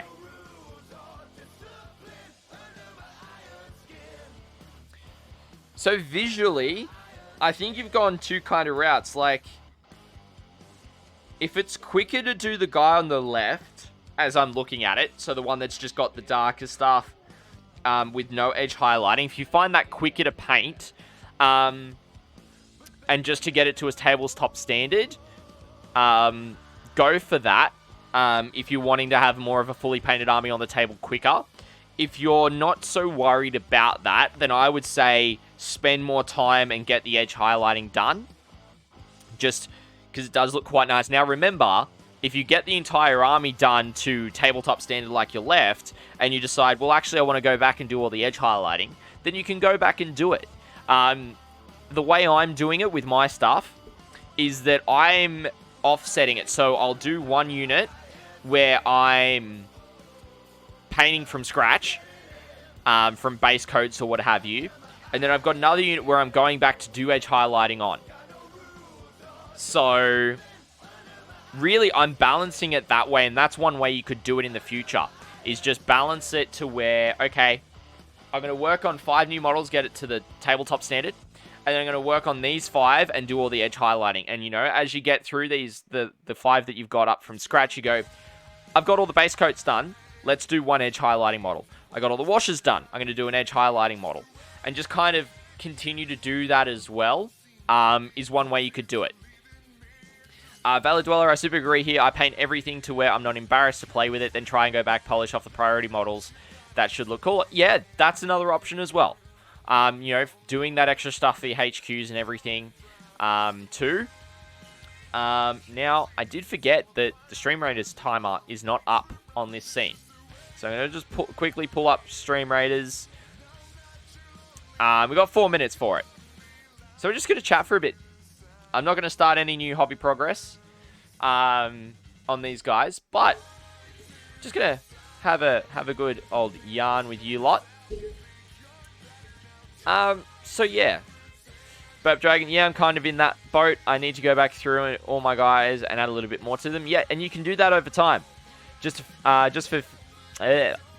food for thought before you go freehand. Yeah. Like, edge highlights come with experience. It adds extra depth. Yep, that is 100% true, Chief. Alright. So, Blurp, I want to throw a little more pink in there to balance out the green. Yeah, but, like, find spots where you can add that in. You'll be able to do that on your tower. But, Radically Bad, does that help you? You know, because I want to be able to provide you assistance as well. Like, as, you know, it's always, this hobby is not something that, you know, you can listen to one person and, you know, say, oh yeah, I'm going to do what this person said, just because they said it. You know. Too easy, Chief. I'll catch you soon, mate. Always good fun having you in chat. Well, we got Burp is saying they have a little hand armor and stuff I want to do. Just can't be bothered with it right now. I want to move forward and not work on old stuff. Once I've got all my infantry done, I'll go back and touch up. Yeah, exactly. Or, you know, as you get halfway through your infantry, offset it. So you're working on new infantry and then you go back and do some old infantry at the same time. And kind of balance it that way, as I was been saying. So, as everyone can see, kind of in that, you know, up here, you guys can see where I'm pointing right now. It's all here. We have got some giveaway goals. So, for the channel, the goals to hit the giveaway is going to be 80. We need to hit 300 followers and 30 subscribers. And what that's going to entail, it's going to entail a painted headquarters done by myself in consultation with you for up to the value of $60 Australian. And then also got some other stuff that I'll be throwing in with that, that I'm in chatting with some other guys as well. So, pretty much, it'll be kind of, I'm working out the terms and conditions at the moment, how to enter. There's going to be a lot going on with that. It'll be very in-depth in terms of all the conditions. But it's actually a way that's really supportive from you guys and to give back to you guys as well. I don't want to just benefit from this and not give back. I want to give it back to someone who's a member of this community, who's been hanging out with us, having a fun time, watching the streams, interacting, all this kind of stuff. So yeah, there's that. I'm going to put some links up in chat for you all. If you are not and you would like to be a part of my Discord channel, there's the Discord link. We post up hobby progress shots, and you know, if you've got anything as well, I am going to start next month from doing a community showcase, where I'm going to showcase photos of miniatures that the community here have been working on, and really show off your work. You'll get, you know, your Twitch. Make sure to include your Twitch name on them when you do post it. I'll be, you know, because I'll credit you for those model works. And it's going to be really cool. Also, if you did not see earlier this morning, I did post up a video on Facebook and YouTube. So you can find me there. I'm also on Instagram. That's where I'm really, posting up a lot of stuff. You'll be able to see when I go live, what I'm doing, all this kind of stuff. And it's really awesome. Absolutely love it. Love hanging out with everyone here. So, we're going to head over to Stream Raiders to finish it off for this evening and get through this final battle. So thank you everyone for the units, and let's get the battle going.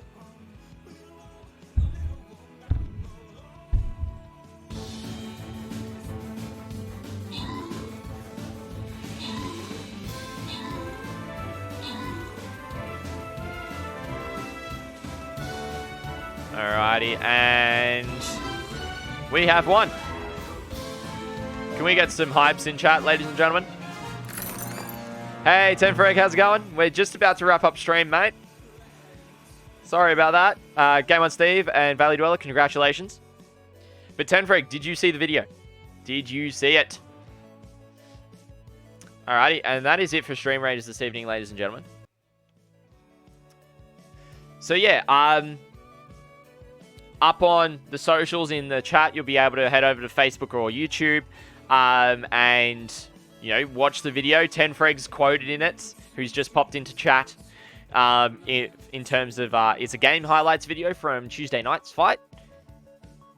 Yeah, thanks, Burp Dragon. It's the first video I've ever done. I'm hoping to get a video out a week for you guys. So it'll alternate between a game highlights and something else that I'll work on. I've got a massive list of stuff I'm wanting to show for you guys, which is awesome. I got a lot of stuff in the works.